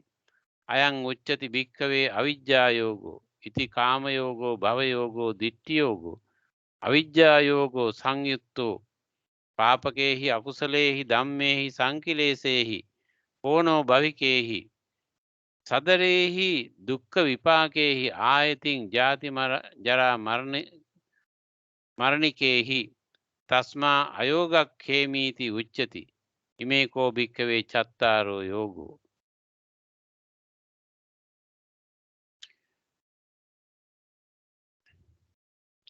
අවිද්‍යා යෝගයේ යනු කෙසේද? මහණෙනි මේ ලෝකයෙහි ඇතමෙක් සවදෑරුම් චක්ෂුර ස්පර්ශාදී කාරණයන්ගේ උප්පත්තියද විනාශයේද මధుරභාවයේද දෝෂයේද නික්මීමද තත්ත්ව පරිද්දෙන් නොදනීද? ඒ ස්පර්ශායතන සයදනාගේ උප්පත්තියද විනාශයේද මధుරභාවයේද දෝෂයේද නික්මීමද තත්ත්ව පරිද්දෙන් නොදක්නා හට ෂඩ්විධ ස්පර්ශායතනයන් කෙරෙහි යම් නොදැනීමයයි කියන ලද අවිද්‍යාවක් ඇද්ද? ඒ උපදී. මහණෙනි මේ අවිද්‍යා යෝගයයි කියනු ලැබේ. කාම යෝගයේ භව යෝගයේ දිට්ඨි යෝගයේ අවිද්‍යා යෝගය මෙසේයි. එතකොට අවිද්‍යා යෝගේ අවිද්‍යා නොදැනීම නොතේරුම්කම ignorance කියන මේ විවිධ වචන වලින් හඳින්වන there is a case where a certain person doesn't discern as it comes to be. එතකොට යම් කිසි කෙනෙක් මේ අවිද්‍යාව කියන එක ඇති වෙන හැටි නැති වෙන හැටි එහි ආස්වාදය ආදීනවය නිස්සරණය කියන කරුණු මේ ඉන්ද්‍රියන් 6 ඇසුරු කරගෙන කොහොමද ක්‍රියාත්මක වෙන්නේ මිනිස් මනසකට කොයි විදිහටද අදාළ වෙන්නේ කියන එක. එයා හරියට තේරුම් ගත්තේ නැත්නම් මේ ඇතිවීමත් නැතිවීමත් ආස්වාදයත් ආදීනවයත් නිස්සරණයත් කියන මේ කරුණු පිළිබඳව එයාගේ නොතේරුම්කම අනවබෝධය කියන එක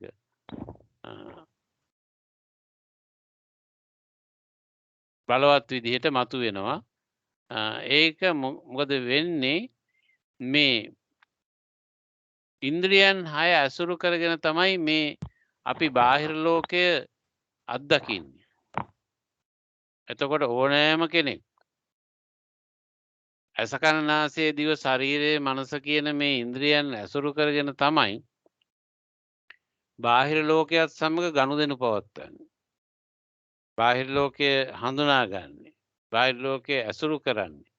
බාහිර ලෝකය සමග තමාගේ සම්බන්ධතා ගොඩනගා ගන්නේ. එතකොට මේ ඔක්කොම සිද්ධ වෙන්නේ මේ ඉන්ද්‍රියන් 6 ඇසුරු කරගෙන. එතකොට මේ ඉන්ද්‍රියන් 6 ඇසුරු කරගෙන බාහිර ලෝකයෙන් අරමුණු ගනිද්දී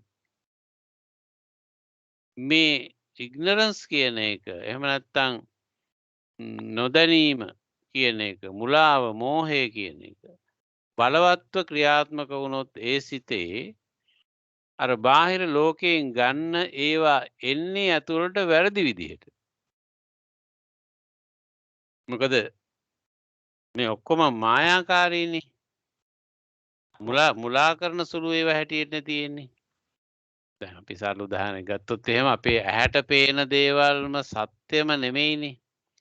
අපි නිතර කියන උදාහරණයක් ගන්න අපි කාන්තාරයක යනකොට එහෙම නැත්නම් හරිම දහවල් වෙලාවේ දැඩි අවුරස්මේ තියෙන වෙලාවක පාරේ කාපට් පාරක ඔහම ඔය වගේ තැන්වල අපිට පේනවා ජලය හරියට ගඟක් වාගේ වතුර පිරීලා තියෙනවා වගේ අපිට පේන්නේ ඒ බඳු අවස්ථාවක. අර මෝහෙමත් අර රැවටිලා යනවා කියලා කියන්නේ. එතකොට හරියට වතුර ජලාශයක් වගේ වතුර පිරීලා වගේමනේ පේන්නේ. එතකොට දැන් අපිට මේක සැබෑව ඇත්ත නෙමෙයිනේ එතකොට. එතකොට මෙහෙම පේනවා අපිට. එතකොට මේ ඔප්ටිකල් ඉලූෂන් හැටියට. දෘෂ්ටි මායා හැටියට. එතකොට ඒ වගේම කනට ඇහෙන දේවල්. එහෙම ඇහෙන දේවල් වල මායාව ඔඩිටරි මේ ඉලූෂන්ස් හැටියට ඇහෙන දේවල් වල කිසියම් මායාකාරී ස්වභාවය. එතකොට මෙහෙම මේ නාසයට ගඳ සුවඳ දැනෙන ඒවා, දිවට රස දැනෙන ඒවා. එතකොට මෙහෙම හැම එකක් පිළිබඳව මහා මනස මනෝ විකාරයන් මනෝ භ්‍රාන්තීන් ඒවට කියනවා භ්‍රාන්ති කියලා. භ්‍රාන්තියක් කියලා කියන්නේ නැති දෙයක් ඇතිසේ හිතා ගැනීමට අඳුනා ගැනීමට කියන වචනයක් තමයි භ්‍රාන්තිය කියලා කියන්නේ. එතකොට එහෙම භ්‍රාන්තීන්ටපත් වෙනවා. අපි නැති දෙයක් තියෙනවා කියලා හිතා ගන්නවා. එතකොට එහෙම මේ මායාකාරී ලෝකයකනේ අපි සාමාන්‍යයෙන් නිතරම ඉන්නේ. එතකොට ඒ බඳු මායාකාරී ලෝකයක ඉන්නවා කියන එක පිළිගන්න ඕනේ අපිට. අපි සරල උදාහරණයක් ගත්තොත් අපි වතුර වීදුරුවකට පැන්සලක් දැම්මොත් කෝටු කැල්ලක් දැම්මොත් එහෙම මේක එක තැනකදී කැඩිලා වගේ පේනවා. නමුත් දාපු පැන්සල ප්‍රශ්නයක් නැහැ හොඳට තියෙන එකක් ඒක. නමුත් මේක වතුර වීදුරුවකට දැම්මහම අපිට පේන එක එක තැනකින් කැඩිලා වගේ. එතකොට මෙහෙම මේ අපි ඔප්ටිකල් ඉලූෂන්ස් තියෙනවා අපිට දෘෂ්ටි මායාවන්. එහෙම නොයෙක් දේවල් තියෙනවනේ ඔය එක දේවල් තියෙන ඉගෙනීම සමග සම්බන්ධයෙන් තියෙන මේ ඉගැන්වීම් වල තියෙනවනේ. එතකොට එහෙම මේ ඉලූෂන් එකක් දෘෂ්ටි මායාවක් කියන එක මේ අපිට අපිව රවට්ටන දේවල් හැටියට මේ අපිට අත්දකින්න ලැබෙනවා. මේ ඉන්ද්‍රියන් හැම එකෙන්ම එහෙම අත්දකින්න ලැබෙනවා. ඒතර ඒ නිසා ඉග්නොරන්ස් කියන එක හැම මනසක් සම්බන්ධයෙන්ම අදාළ වෙන කාරණයක්. ඒක අපි මෝහය කියලා අපිට හඳුන්වන්න රාග, ద్వේෂ, මෝහ කියද්දි මූලික මානසික අවගුණයක් හැටියට තියෙන එකක්නේ. මෝහය කියන එක. ඒතර මුලාව නොතේරුම්කම තේරුම් ගන්න බැරිකම.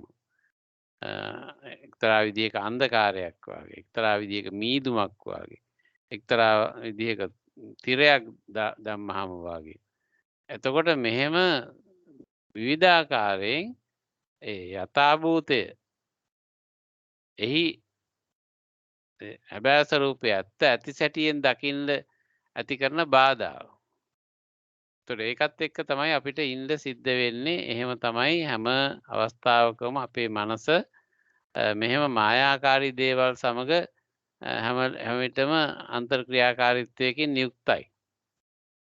ඒ නිසා අපි ඒ ගත්ත එක පදනම් කරගෙන ඒ තුළ ඉඳගෙන යම් යම් අදහස් මතිමතාන්තර ඇති කර ගන්නවා, තීරණ ගන්නවා, ඔක්කොම කරනවා. අපි රැට අහස බැලුවොත් එහෙම අපිට හැම තරුවක්ම හැම ග්‍රහලෝකයක්ම එක මට්ටමේ තියෙන තැනක අලවල තියෙනවා වගේනේ අපිට එකපාරට පේන්නේ. එක යම් සීමා සහිත දුර ප්‍රමාණයකදී මේ ඔක්කොම අහසේ පේන වස්තු ටික එකම තැනක තියෙනවා වගේ, එක තලයක අලවල තියෙනවා වගේනේ අපිට පේන්නේ.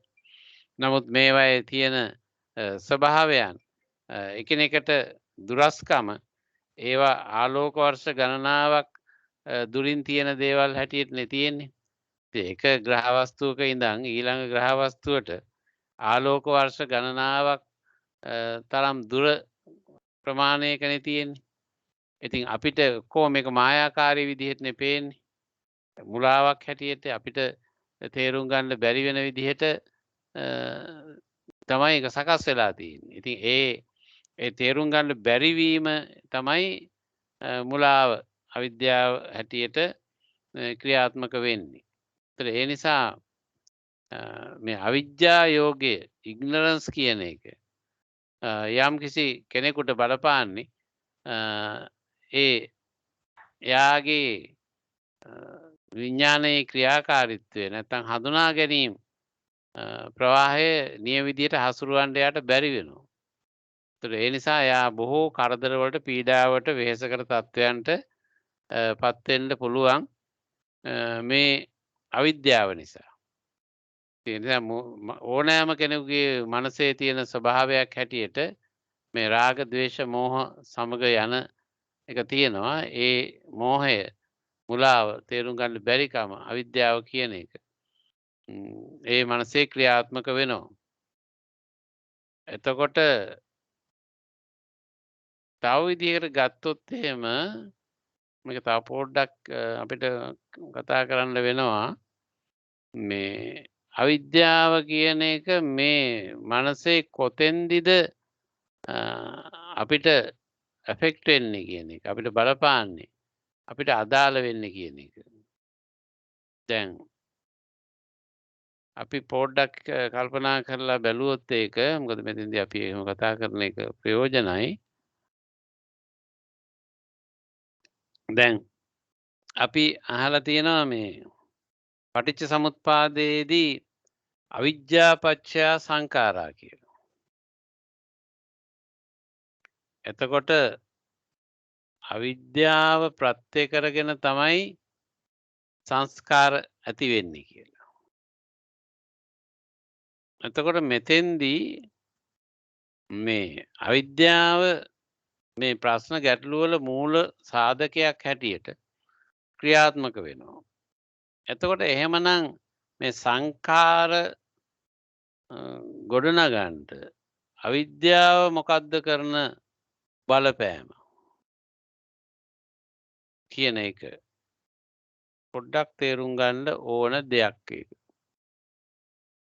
දැන් අපි මම මෙතෙන්දී ආයසරයක් මදුපිණ්ඩික සූත්‍රයට ඔබේ අවධානය යොමු කරනවා.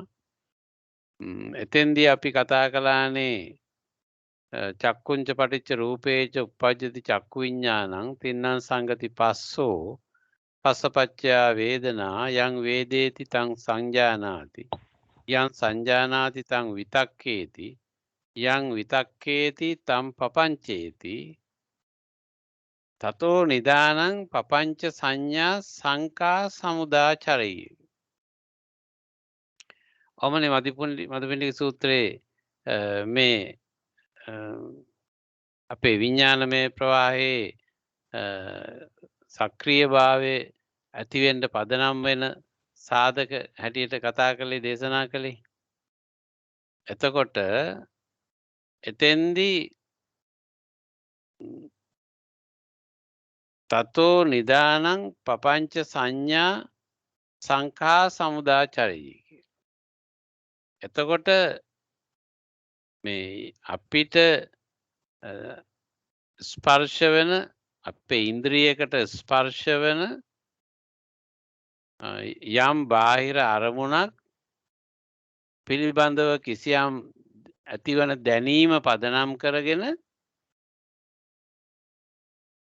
ඒ දැනීම ඇතිවෙච්ච දැනීම ඔස්සේ හඳුනා ගැනීමක් ඇති වෙලා ඒ හඳුනා ගැනීම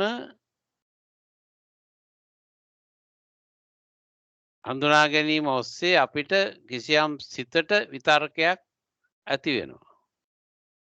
ඒක මෙන්න මේකක් මෙන්න මෙහෙම දෙයක් කියන විතර්කයක් හිතට ඇති වෙනවා. යං සංජානාති තං විතක්කේ.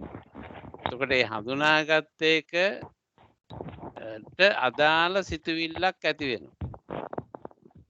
ඒ ඇති වෙච්ච සිතුවිල්ල තනියෙන් නිකන් ඉන්නේ නැහැ. එමින්ද බෑ. මොකද ඒක නිකාම පදනමක් දැන් පදනම කියන අරමුණ තමයි ඒක පදනම උනේ. ඒ වුණාට ඒකට නිකාම එහෙම ඇවිල්ලා ඔහේ හිටගෙන ඉන්න බෑ ඒක. ඒ ආපු එක තවත් දෙයක් තවත් දේවල් සමග එකතු වෙන ගොනු වෙන දෙයක් බවට පත් වෙන්න ඕන. ඒක එහි කොටසක් බවට අනික් සමස්තයේ කොටසක් බවට පත් වෙන්නේ නැතුව ඉන්න බෑ.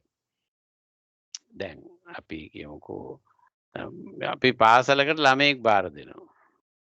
පාසලකට ළමයෙක් බාර දුන්නාම ඒ ළමයා තනියෙන් වෙනම ඉන්නේ නැහැනේ. එහෙම ඉන්න බෑනේ. එයාට අර සමස්තයේ ඒ සමස්ත මුළු පාසලේ ළමයි 2000ක් ඉන්නවා නම් 2000 එක්කෙනෙක් හැටියට එයාට අංකයක් ලැබෙනවා.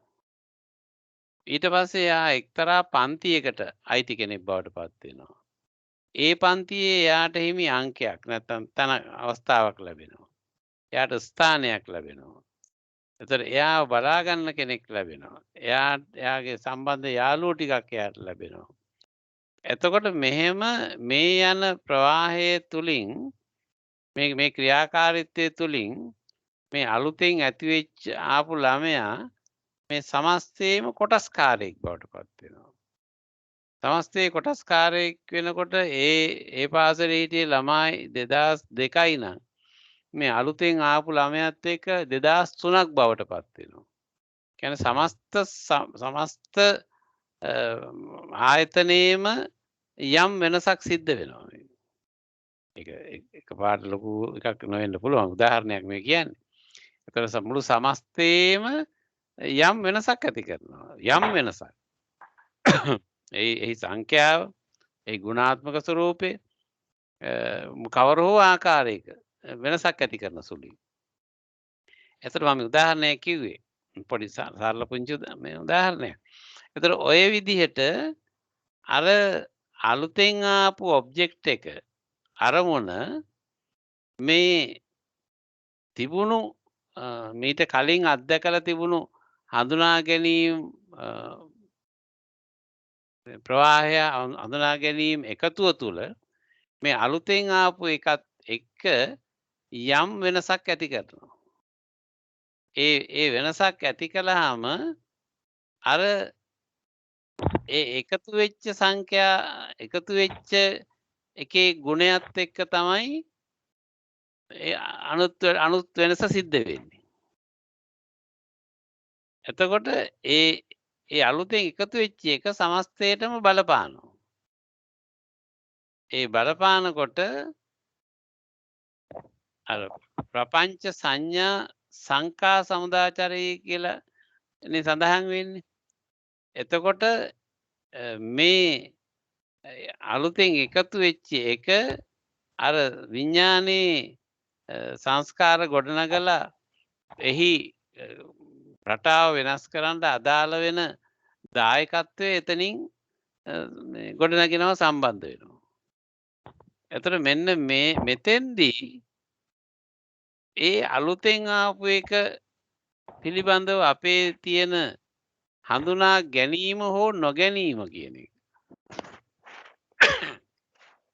මූලික සාධකයක් වෙනවා අර ප්‍රපංච ගොඩනැගීමේ ක්‍රියාවලියේදී. ප්‍රපංච ගොඩනගා ඉන්න පුළුවන් විදිහට මේක සකස් වුණොත් දැන් ගැටලුවක් ඇති කරන්නේ නැහැ. දැන් රාතන් වහන්සේ බාහිරින් ආපු අරමුණකින් උන්වහන්සේ කැළඹෙන්නේ නැත්තේ ඔන්න ඔය කාරණේ නිසා. මේ ප්‍රපංච සංඥා සංකා සමුදාචරය කියන එක රහත් සිතේ ඇති වෙන්නේ නැහැ. ඒ නිසා බාහිරින් ආපු අරමුණකින් මේ රාතන් වහන්සේ හොල්ලන්න බෑ. රාතන් හොල්ලන්න බෑ කියන එක තේරුම රාතන් වහන්සේගේ මනස හොල්ලන්න බෑ. අපි ඒකනේ අන්ෂේකන් මයින්ඩ් කියලා කියන්නේ. එතකොට නොසැලෙන මනසක් උන්වහන්සේට ලැබෙන්නේ බාහිරින් ආපු අරමුණක් විසින් උන්වහන්සේගේ සමස්තය කලඹවන්න බෑ. සමස්තයට බලපෑම ඇති කරන්නේ නැහැ. එහි ගුණාත්මක එහි සංඛ්‍යාත්මක හෝ ගුණාත්මක ස්වභාවයන් වෙනස් කරන්න බෑ. එතකොට අන්න එහෙම මේ සමස්තයට ඇති කරන බලපෑම සිදුවෙන තැනදී ඇතිවන හඳුනා ගැනීම සැබෑ නිවැරදි හඳුනා ගැනීම හෝ නොගැනීම කියන එක තමයි අවිද්‍යාවේ කාර්යභාරය වෙන්නේ. අවිද්‍යාව කියන එකේ අර්ථය වෙන්නේ එතෙන්දී. ඒතර මේක මෙසේ වෙන හැටි දකින්න පුළුවන්කමක් තියෙනවා නම් ඔන්න අවිද්‍යාව නැහැ. ඒක එහෙම දකින්න බැරි වෙන විදිහට තමයි තියෙන්නේ. එතකොට අපිට දැන් මේ මොනවා හරි ඖෂධ සම්බන්ධයෙන් ඖෂධවල ගුණ අපි කතා කරද්දී මම දේශීය වෛද්‍යරයෙක් හැටියට වැඩ කරන්නේ. එතකොට අපි කියමුකෝ අපිට බෙහෙත් වර්ග දෙකක් තියෙනවා. ඒ බෙහෙත් වර්ග දෙකක් බොනකොට එක ගුණයක් තියෙන්නේ. මේකට තව එකක් එකතු කරනවා. එතකොට වෙනස් ගුණයක් තියෙන්නේ ඒකට. මේකට තවත් එකක් එකතු කරනවා. ඒකේ ගුණේ තවත් වෙනස් එකක්. මේ අලුතින් එකතු කරන එක අපි එච්චරම ලොකුවට හිතන්නේ නැති එකක් වෙන්න පුළුවන්. ඒ වුණාට එහි සංයෝග ගුණය සකස් වෙද්දී මහ විශාල වෙනස්කමක් කරන එකක් බවට පත් වෙන්න පුළුවන්. ඒ නිසා වෛද්‍යවරයෙක් ඖෂධ යෝග කරද්දී ඒක බටහිර වෛද්‍යවරයෙක් වේවා වෙනත් ආයුර්වේද හෝ වේවා දේශීය වේවා කවර හෝ ආකාරයක වෛද්‍යවරයෙක් මේ ඖෂධ යෝග කරද්දී හරීම සැලකිලිමත් වෙන්නට ඕනේ. එහි එන සංයෝග ගුණ මොන තරම් මේ විදිහකට ශරීරයකට බලපායිද කවර ඉන්ද්‍රියකට කවර තැනකට කවර ප්‍රමාණයෙන් බලපායිද කියලා හිතාගන්න බැරි තරම්.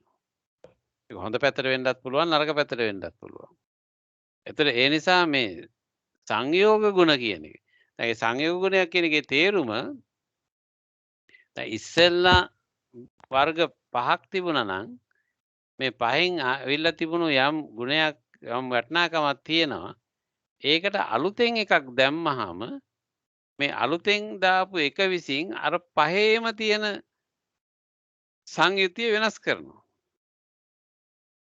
සම්පූර්ණයෙන්ම වෙනස් වූ එකක් බවට පත් කරන්නත් පුළුවන්. යම් තරමකට වෙනස් වූ එකක් බවට පත් වෙන්නත් පුළුවන්. එච්චරම ලොකු වෙනසක් ඇති නොකරන එකක් වෙන්නත් පුළුවන්. කොයි විදියෙන් හෝ මේ සමස්තයට අර අලුතෙන් එකතු වෙච්ච එකකින් බලපෑමක් ඇති කරනවා. එතකොට ඒ අනුව සමස්තයේ සිසාරා අලුතෙන් එකතු වෙච්ච එක ගමන් කරනවා.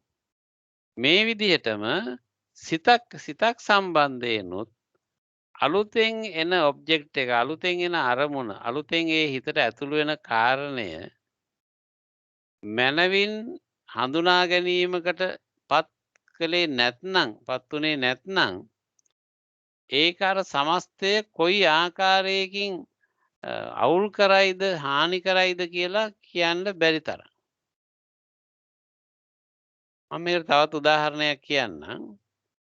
දැන් අපි අහලා තියෙනවා මේ ගරුක අකුසල කර්ම කියලා. මව මැරීම, පියා මැරීම, රහතන් වහන්සේ කෙනෙක් මැරීම, සංඝ වේදේ, බුදුරජාණන් වහන්සේ සරි ලේසල වීම වාගේ ගරුක අකුසල කර්ම කියලා. ඇයි ඒකට ගරුක අකුසල කර්මයක් කියලා කියන්නේ?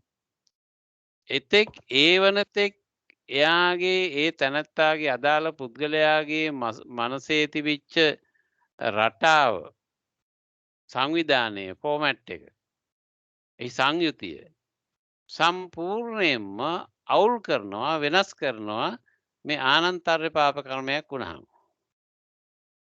අනික් සාමාන්‍ය කර්මයක් වගේ නෙමෙයි සමස්තේම ස්පොයිල් වෙලා අවුල් වෙලා හානි කර වෙලා දූෂ්‍ය වෙලා යනවා. අර ආනන්තර්ය අකුසල කර්මයක් එයා අතින් සිද්ධ වුණොත් එහෙම අර සමස්තේම අවුල් වෙලා යනවා ලේසියෙන් ගොඩ ගන්න බැරි වෙන විදිහට. එතකොට ගරුක කුසල කර්මයක් කියලා කියන්නේ ධ්‍යාන හෝ ආයතන උපදවීමක් අභ්‍යාස කිරීමක්. එතකොට ඒ සිත ධ්‍යාන හෝ ආයතන පිළිබඳව අභ්‍යාස කරන මනසක් බවට පත් වුණොත් එහෙම එහි තියෙන කලින් සංයුතියක් කොයි විදිහට තිබුණත් එහි සමස්ත වෙනසක් ඇතිකරන්න ප්‍රමාණවත් සාධකයක් හැටියට තමයි මේ අලුතෙන් එකතු වෙච්ච එක ක්‍රියාත්මක වෙන්නේ. ඒ කියන්නේ මේ ධානය, මේ වැඩිම. ධාන කියන්නේ වැඩිමක්නේ. ඒ වැඩිම කියන එක හරියට අපි උදාහරණයක් ඇටියට ගත්තොත් අර ගණිත සමීකරණයක් වගේ.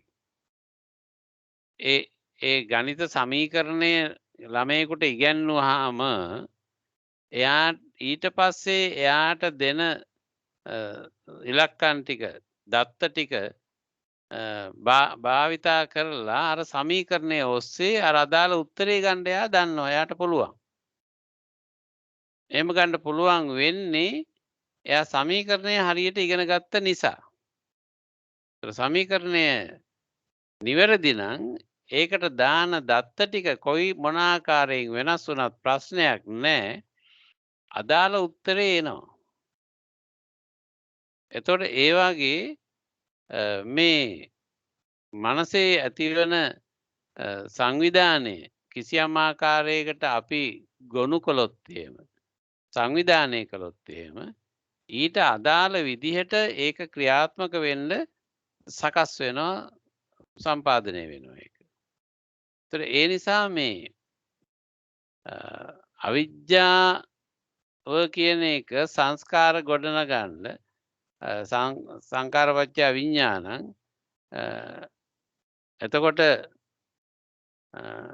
ඔය යන රටාව ක්‍රියාත්මක වෙන්න දිගින් දිගට අර අලුතෙන් එකතු වෙන එක තමයි උදව් වෙන්නේ හේතු වෙන්නේ.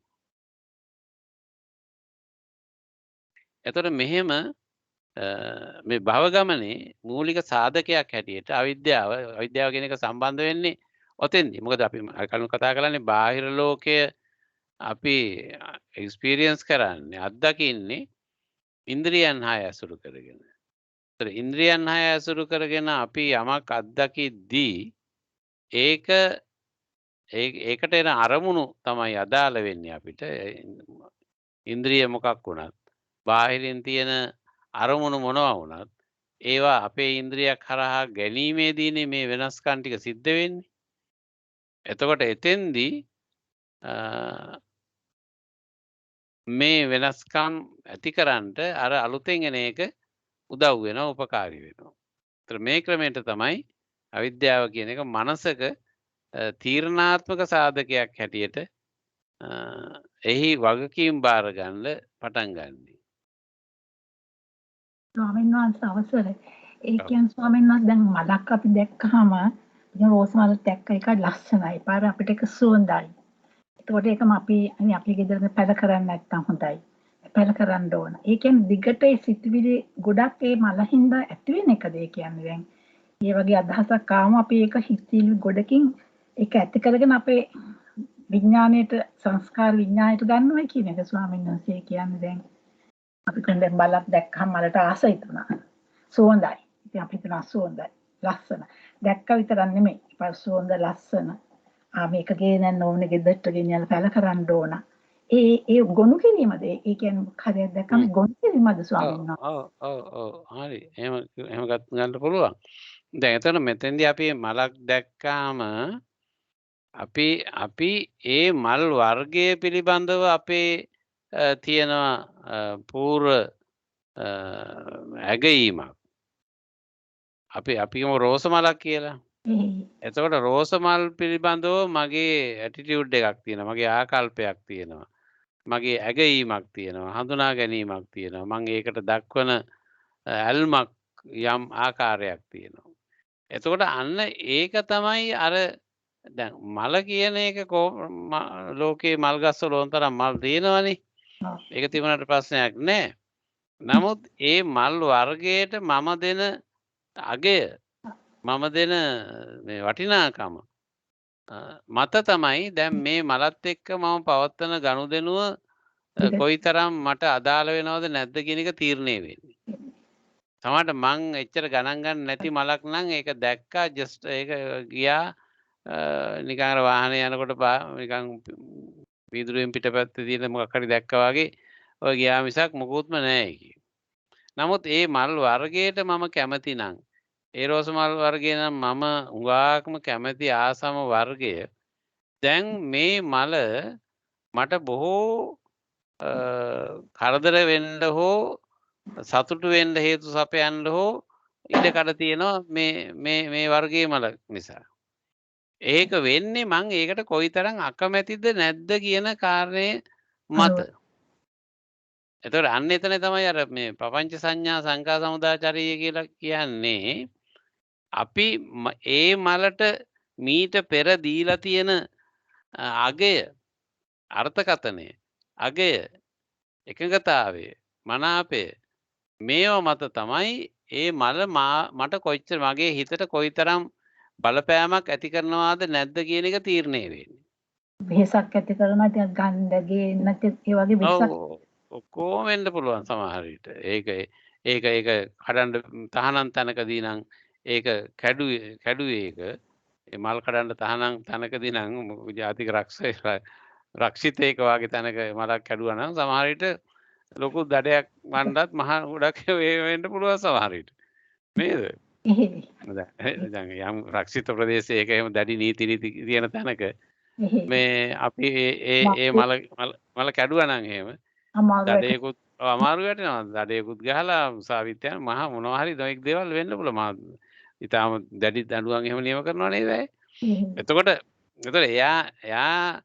එයාගේ තියෙන අර ඒකට තියෙන ඇල්ම ලැබියාව කියන එක නිසා ඒක තන කොතනද රක්ෂිතයක තියෙන එකක්ද නිදහස් තැනක තියෙන එකක්ද අයිතිකාරයෙක් ඉන්න එකක්ද නැති එකක්ද මොකක්ද කියන ඔක්කොම නොසලකා හැරලා ඒකත් එක්ක මොනවා හරි කරන්න පුළුවන්. එවැනි අවස්ථාවන් තරම් තියෙනවානේ. ඒක වෙන්නේ අර අපි ඒකට දීපු අගේ ප්‍රමාණයට අනුවන එක සිද්ධ වෙන්නේ. නිකම්ම මලක් මාව අවුල් කරන්න ඕනේ නැහැ නැත්තම් නිකන්.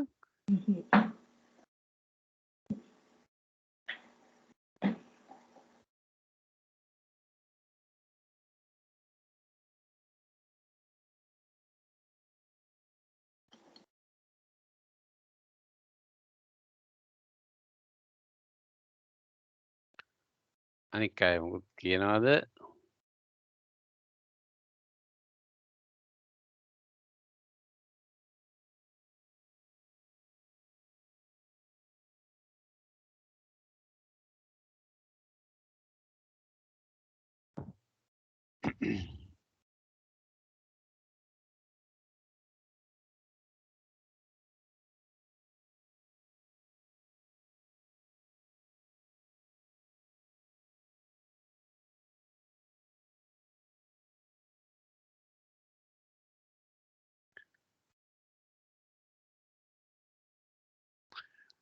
conjoined with evil, unskillful mental qualities,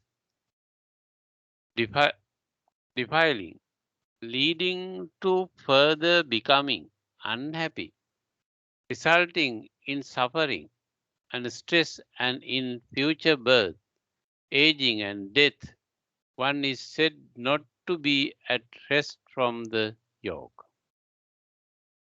There are the 4 yokes.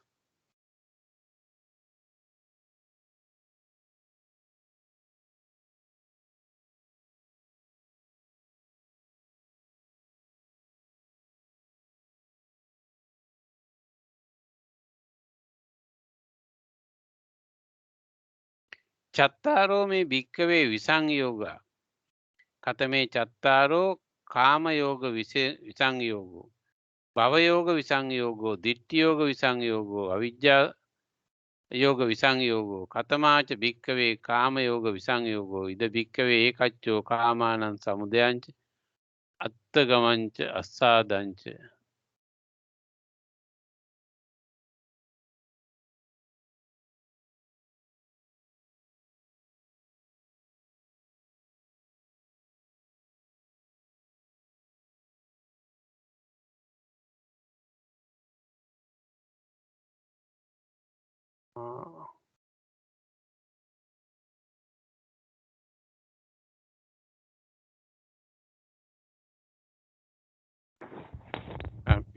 අයං උච්චති වික්කවේ අවිජ්ජායෝග ඉති කාමයෝගෝ භවයෝගෝ දිට්ඨියෝගෝ අවිජ්ජායෝගෝ සංයුත්තෝ පාපකෙහි අකුසලෙහි ධම්මෙහි සංකිලේසෙහි පෝනෝ භවිකේහි සදරේහි දුක්ඛ විපාකේහි ආයතින් ජාති මරණිකේහි තස්මා අයෝගක්ඛේමීති උච්චති. මේ කෝ භික්කවේ චත්තාරෝ යෝගා. එතකොට මේ විදිහට මේ අහිතකර දේවල් සමග අකුසල සමග සංයෝග වුණු මේ භවයන් පිළිබඳව මේ තමන්ගේ තියෙන මේ ක්‍රියාකාරීත්වය අහිතකර ප්‍රතිඵල ඇති කරන්නට දුක්ඛ දෝමනස්යන් ඇති කරන්නට නැවත භවය ඇති කරන්න උපත ඇති කරන්නට ඒ වගේම ජරා මරණ වලට පත් කරන්නට කියන මේ සියල්ලටම හේතු වෙන කාරණය තමයි මේ විදිහට මේ යෝගස් සමග එකතු වීම සම්බන්ධ වීම. ඒ කියන්නේ මේ සියලු ගැටලු දුක්ඛ දෝමනස්යන් ජාති ජරා මරණ ශෝක පරිදේව දුක්ඛ දෝමනස් ඔක්කොම ඇති වෙන්න අවදාළ වෙන සංයෝගයේ තමයි යෙදීම තමයි මේ සතරවැදෑරුම් යෝගය. There are 4 yokes. Now there are these 4 unyokings. Which 4? Unyoking from sensuality, unyoking from becoming, unyoking from views, and unyoking from ignorance. චත්තාරෝ මේ භික්කවේ විසංයෝගෝ කතමේ චත්තාරෝ කාමයෝග විසංයෝගෝ භවයෝග විසංයෝගෝ දිට්ඨියෝග විසංයෝගෝ අවිජ්ජා යෝග විසංයෝගෝ.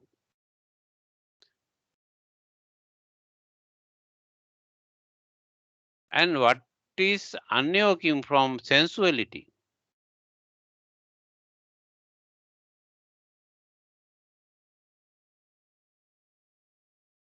There is the case where a certain person discerns as it has come to be, the origination, the passing away, the allure, the drawbacks, and the escape from sensuality.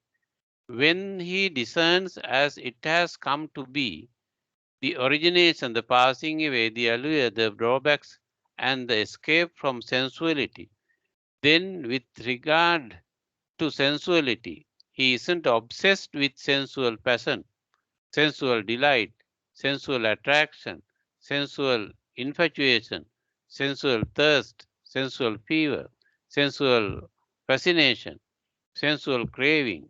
This is unyoking from sensuality.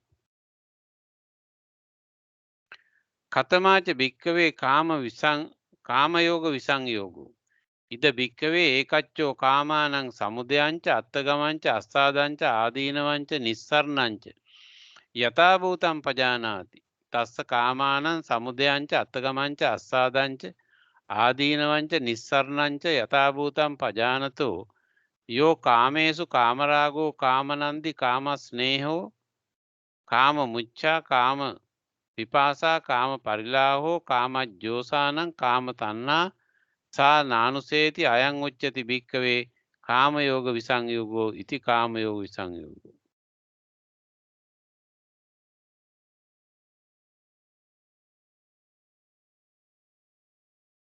මහණෙනි මේ සසරෙහි නොබඳින අර්ථයෙන් විසංයෝගයෝ සතර දෙනෙකි. මහණෙනි මේ සසරෙහි නොබඳින අර්ථයෙන් විසංයෝගයෝ සතර දෙනෙකි. කවර සතර දෙනෙක්ද? කාමයෝගයේ විසංයෝගය, කාමයෝග විසංයෝගයේ, භවයෝග විසංයෝගයේ, ditthියෝග විසංයෝගයේ, අවිජ්ජායෝග විසංයෝගය යන සතරයි.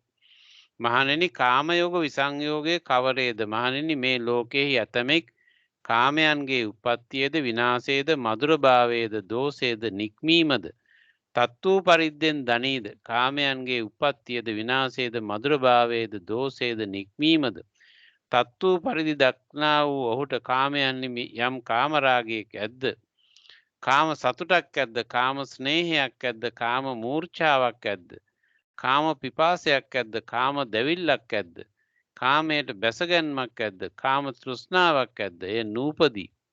මහණෙනි මේ කාමයෝග විසංයෝගයයි කියනු ලැබේ. කාමයෝග විසංයෝගය මෙසේයි. එතකොට එතෙන්දි පැහැදිලි කරනවා යම් කිසි කෙනෙක් අන්‍යෝකින් කියන එක මේ අන්‍යෝකින් from sensuality කාමයෝග විසංයෝගය මෙහිදී යම් කිසි පුද්ගලයෙක් මේක අවබෝධ කරගන්නවා මේක ඇති වෙන හැටි නැති වෙන හැටි ආස්වාදය ආදීනවය නිස්සරණය එයා මනවින් හඳුනා ගන්නවා කාමයෝගය පිළිබඳව. ඒ ඇති කරගන්න අවබෝධය නිසා එහි ඇතිවීම නැතිවීම ආස්වාද ආදීනව නිස්සරණ කියන ඒවායේ ස්වභාවය මනවින් හඳුනා ගන්න නිසා කාමයෝගය පිළිබඳව ඒකෙන් එයාට ඒ කෙරෙහි එයා අනවශ්‍ය විදිහේ බැඳීමක් ඇති කරගන්නේ නැහැ. අනවශ්‍ය සතුටක් ලබන්නේ නැහැ. ඒ සම්බන්ධයෙන් ආදානග්‍රාහීව ගන්නෙ නැහැ. ඒ වගේම ඒ සම්බන්ධයෙන් දැවිල්ලක් ඇති වෙන්නේ නැහැ. ඒ කාම පිපාසයක් ඇති වෙන්නේ නැහැ. ඒ වගේම උණක් ඇති වෙන්නේ නැහැ. ඒ බැසගැන්මක් ඇති වෙන්නේ නැහැ. ඒ සම්බන්ධ දැඩි තෘෂ්ණාව මතුවෙන්නේ නැහැ. ඒ නිසා ඒ කාමය හා සම්බන්ධ ඒ ඇලීම හා සම්බන්ධ දේ තුලින් එයාට කිසිදු ආකාරයක දුක්ඛ දෝමනස්සයක් ඇතිවෙන්න ගැටලුවක් ප්‍රශ්නයක් ඇතිවෙන්න හේතු වෙන්නේ නැහැ. මොකද එයා එහි නියම ස්වභාවය හඳුනා ගන්නවා දකිනවා ඇතිවීම නැතිවීම අස්සාදාදීනව නිස්සරණ කියන ඒවා මනවින් එයා දකින හඳුනා ගන්න නිසා ඒවා ඇසුරෙන් කරදරයකට පීඩාවකට පත් වෙන්න හේතුවක් වෙන්නේ නැහැ. ඒ නිසා ඒක විසංයෝගය කියන එක. අර සංයෝගයෙන් කියන්නේ බැඳලා තියෙන අවුලක් ඇති කරන ගැටලුවක් ඇති කරන ප්‍රශ්නයක් ඇති කරන එකනේ. ඒතර ඒක එහෙම වෙන්න ඉඩ ලැබෙන්නේ නැහැ මේ කාමයෝග විසංයෝගය නිසා. ඒතර එහිදී එයා ඒකෙන් මිදෙන්න අවශ්‍ය දේ සිද්ධ වෙනවා එයාට.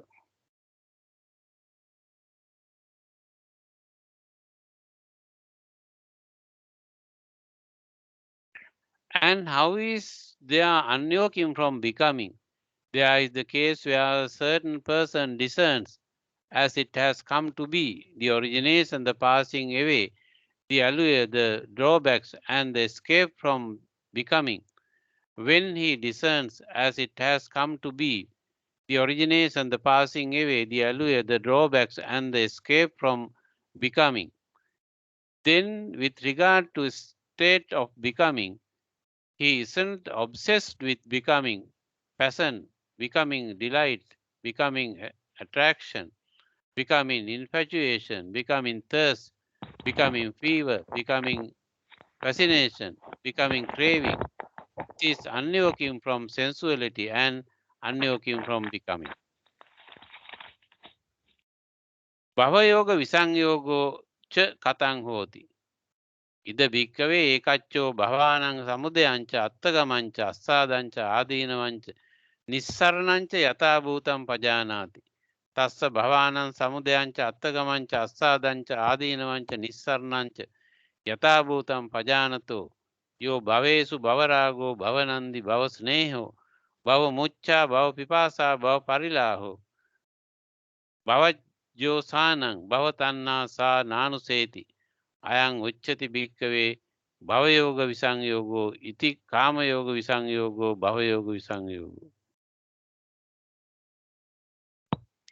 භවයෝග විසංයෝගයේ කෙසේ වේද?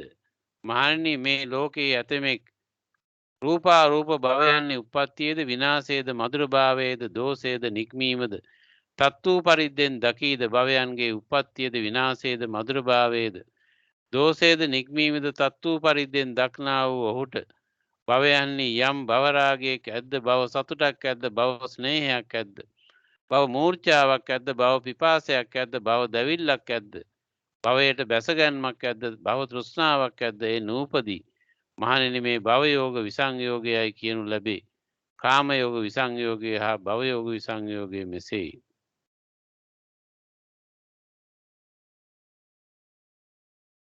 එතකොට අර විදිහටම අපි භවයෝගය ගැන කතා කළා. ඒතර භවයෝගය කියන එක පිළිබඳව යා ඇති කරගන්නා වූ හඳුනා ගැනීම, එහි ඇතිවීම නැතිවීම, අස්සාද ආදීනව නිස්සරණ කියන මේවා සම්බන්ධයෙන් ඇති කරගන්නා වූ අවබෝධයේ නිවැරදි වුණාම, නිරවුල් වුණාම ඒ ඉන්න තියෙන ඕනකම, පැවැත්ම සඳහා තියෙන ඇල්ම බැඳීම කියන එකේ තියෙන ගැඹුර, ඒ නිසා ඇතිවිය හැකි දුක්ඛ දෝමනස්යන්, කරදර පීඩා දුක් දුම්නස් දුරු වෙන්න, ඈත් වෙන්න අවශ්‍ය දේවල් ටික එතන සම්පාදනය වෙනවා. ඒතර භව යෝගය කියන එක ඔහුට කරදරයක්, ගැටලුවක්, අවුලක් බවට පත් නොවන විදිහට ක්‍රියාත්මක වෙනවා කියන එක.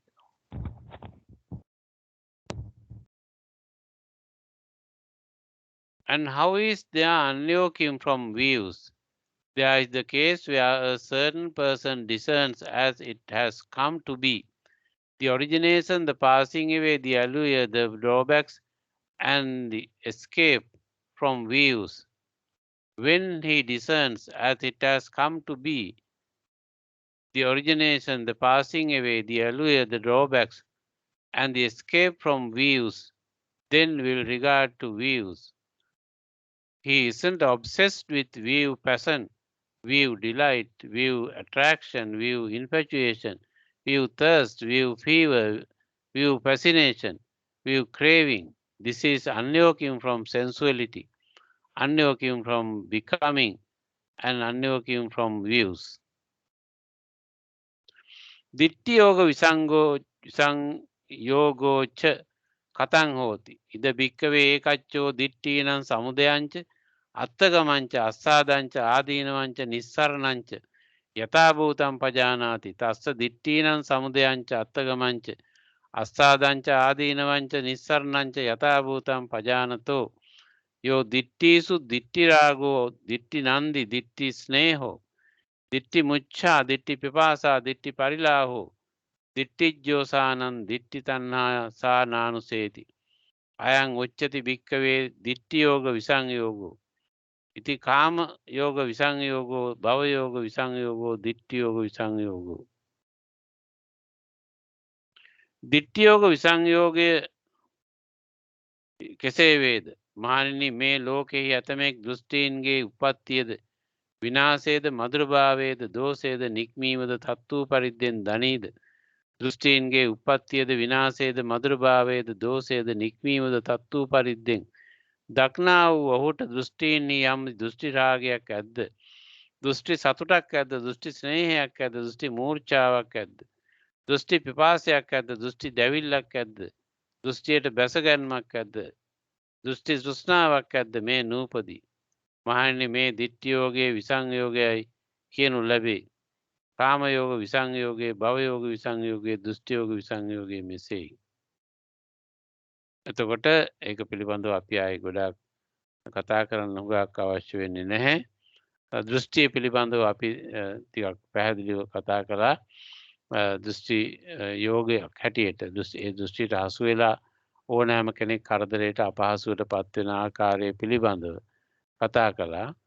එතකොට ඒ දෘෂ්ටි යෝගයෙන් මිදෙන්න යම් කෙනෙකුට පුළුවන්කම තියෙනවා නම් එතකොට එතනදී ඒ දෘෂ්ටි යෝගයෙන් මිදීම නිසා එයාව ලොකු පහසුවකට රැකවරණයකට පත් වෙනවා. එයින් ඇතිවිය හැකි අර පරිදාහයන් දැවිලි පිච්චිලි වෙහෙසකර තත්ත්වයන්ට පත් වෙන්නේ නැතුව ඉන්න පුළුවන් කමක් ඒ අයට ලැබෙනවා.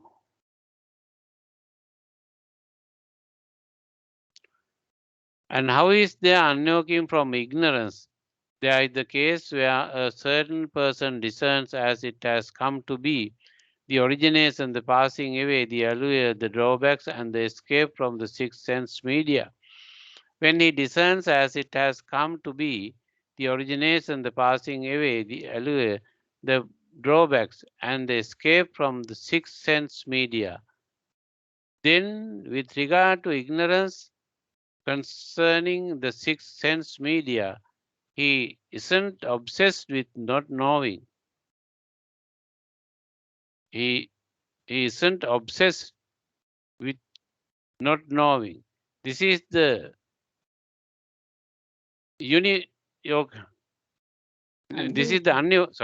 this is the unyoking from sensuality, unyoking from becoming, unyoking from views, and unyoking from ignorance. අවිජ්ජායෝග විසංයෝගෝච කතං හෝති ඉද භික්කවේ ඒකච්චෝ චන්නං පස්සායතනානං හමුදයංච අත්තගමංච අස්සාදංච ආදීනවංච නිස්සරණංච යථාභූතං පජානාති තස්ස චන්නම් පස්සායතනානං සමුදයංච අත්තගමංච අස්සාදංච ආදීනවංච නිස්සරණංච යථාභූතං පජානතෝ යා චසු පස්සායතනේසු අවිජ්ජා අඥානං සා නානුස්සේති අයං උච්චති භික්කවේ අවිජ්ජායෝග විසංයෝගෝ ඉති කාමයෝග විසංයෝගෝ භවයෝග විසංයෝගෝ දිට්ඨියෝග විසංයෝගෝ අවිජ්ජායෝග විසංයෝගෝ විසංයුත්තං පාපකේහි අකුසලේහි ධම්මේහි සංකිලේසේහි පෝනෝ භවිකේහි සදරේහි දුක්ඛ විපාකේහි ආයතින් ජාති ජරා මරණිකේහි තස්මා යෝගක්ඛේමීති උච්චති ඉමේකෝ භික්කවේ චත්තාරෝ විසංයෝගාති. අවිජ්ජායෝග විසංයෝගයේ කෙසේ වේද මහණෙනි? මේ ලෝකයේ ඇතම් කෙනෙක් සවදෑරුම් චක්සුර ස්පර්ශාදී ආයතනයන්ගේ උප්පත්තියද විනාශයේද මధుරභාවයේද දෝෂයේද නික්මීමද තත්තු පරිද්දෙන් දනීද ඒ ස්පර්ශායතන සයදෙනාගේ උත්පත්තියද විනාශයේද මధుරභාවයේද දෝෂයේද නික්මීමද තත්තු පරිද්දෙන් දක්නා හට ෂඩ්විධ ස්පර්ශායතනයන් කෙරෙහි යම් නොදැනීමයයි කියන ලද අවිද්‍යාවක් ඇද්ද ඒ නූපදී. මහණෙනි මේ අවිජ්ජායෝග විසංයෝගයයි කියනු ලැබේ. කාමයෝග විසංයෝගයේ, භවයෝග විසංයෝගයේ, දිට්ඨියෝග විසංයෝගයේ, අවිජ්ජායෝග විසංයෝගයයි මෙසේයි. එතකොට අවිජ්ජායෝග විසංයෝගය කියන එකත් යම් කිසි කෙනෙක් හරියට හඳුනා ගත්තාම එතනින් මිදෙන්න එයාට පුළුවන්කම ලැබෙනවා. ඒ නිසා ඇතිවිය හැකි බාධා කරදර දුක් දුම්නස් ටික ඉවත් කරගන්න එයාට හැකියාව ලැබෙනවා. එයින් කරදරයකට පත් වෙන්නේ නැහැ.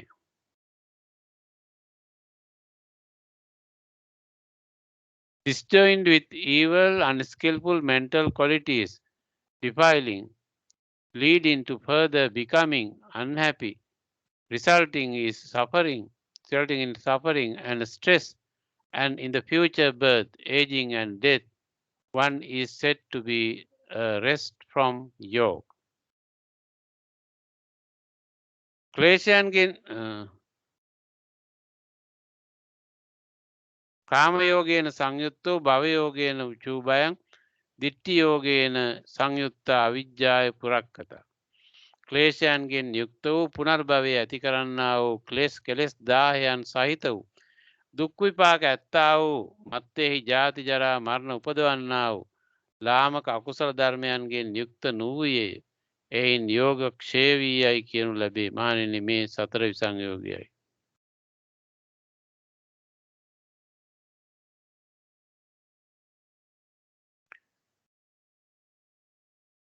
These are the 4 unyokings, joined with the yoke of sensuality and the yoke of becoming, joined with the yoke of views, surrounded by ignorance. Beings go to the wandering on the heading to birth and death. Satta gachanti sansaran jati marna gamino yecha kame parinyaya bhavayogancha sabbaso dittiyogan samuhaccha avijjancha virajayan sabba yoga visanyutto teve yoga tiga muniti.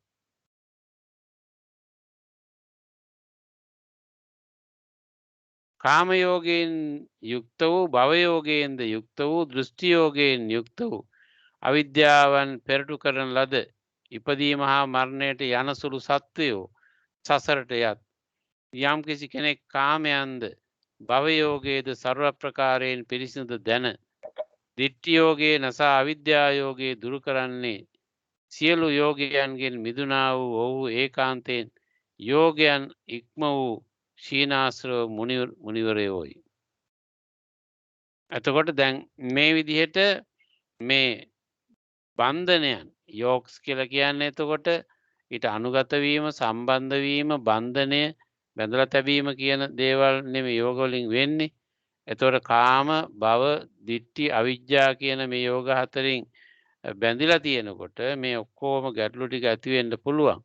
ඒතර යම් කෙනෙක් මේ කියන ස්වභාවයන්ගෙන් මිදෙන්න පුළුවන් නම් අවිද්‍යාවෙන් පෙරටු කරගෙන ඉපදීම හා මරණයට යන සුළු තත්ත්වය සසරට යන. එතකොට ඒ නිසා අවිද්‍යාව පදනම් වුණොත් එහෙම මේ සත්වයන් සංසාරයේ දිගින් දිගට ගමන් කරන සත්වයන් බවට පත් වෙලා ඔවුන් අනේක විද කරදර දුක් දුම්නස් විඳිමින් යන ස්වභාවයට පත් වෙනවා. යම් කිසි කෙනෙක් කාමයන් භවයෝගය කියන මේවා ඔක්කොම සර්ව ප්‍රකාරයෙන් සම්පූර්ණයෙන්ම දැනගෙන මේ යෝගයන් දුරු කළොත් එහෙම ඒ දුරු කිරීම කරපු තැනැත්තා මේ සංසාරයෙන් මිදුණු ක්ෂීණාශ්‍රවයක් හැටියට මුනිවරයන් වහන්සේ නමක් හැටියට හඳුන්වන්නේ එබඳු තැනැත්තා. ඒ නිසා මේ කාමයෝග භවයෝග දිට්ඨියෝග අවිජ්ජායෝග කියන මේ හතරම අපේ ජීවිත පැවැත්ම තාවුරු කිරීම සම්බන්ධයෙන් අදාළ වෙන කරුණු හැටියට බුදුරජාණන් වහන්සේ දේශනා කරලා තියෙන්නේ. ඒවයින් යම් කිසි කෙනෙක් හඳුනා ගැනීමක් අවබෝධයක් ඇති කරගන්න පුළුවන් නම් ඒ තැනැත්තාට අර අනේක විද වූ දුක් ගැහැට කම්කටොළු කරදර පීඩා විඳින්න සිද්ධ වෙන්නේ නැහැ. තමාගේ තත්ත්වය ආරක්ෂා කරගන්න තමා පරිස්සම් කරගන්නට අදාළ වෙන හඳුනා ගැනීම ඔහු තුළම ඇති කරගන්න පුළුවන්කම ලැබෙනවා. ඒ අනුව සූත්‍රය අවසන් වෙනවා. දැන් ඔය කියන කරුණුත් එක්ක මෙතෙක් කියන ලද කරුණු සම්බන්ධයෙන් හෝ වෙනත් කරුණු වශයෙන් හෝ කවර හෝ දෙයක් අපිට තියෙනවා නම් කතා කරන්න තව විනාඩි ටිකක් තියෙනවා. කාලක් විතර වගේ තියෙනවා ඉතුරු වෙලා. ඊළඟ සූත්‍රයට යන්න කලින් අපිට මට හිතෙන්නේ අපි ඊළඟ දවසටම යොදාගන්න එක හොඳයි. ඊළඟ සූත්‍රයේ අපිට විනාඩි කාලක් විතර තියෙනවා යම් යම් කරුණු ටිකක් ඔබේ අදහස් අනික් ඇත්ත එක්ක සාකච්ඡා කරගන්න මතු කරන්න හෝ යමක් තියෙනවා නම් ඒ සඳහා කාලය ගන්න පුළුවන්. පැය කාලයක විතර කාලයක් තියෙනවා ඉතුරු වෙලා.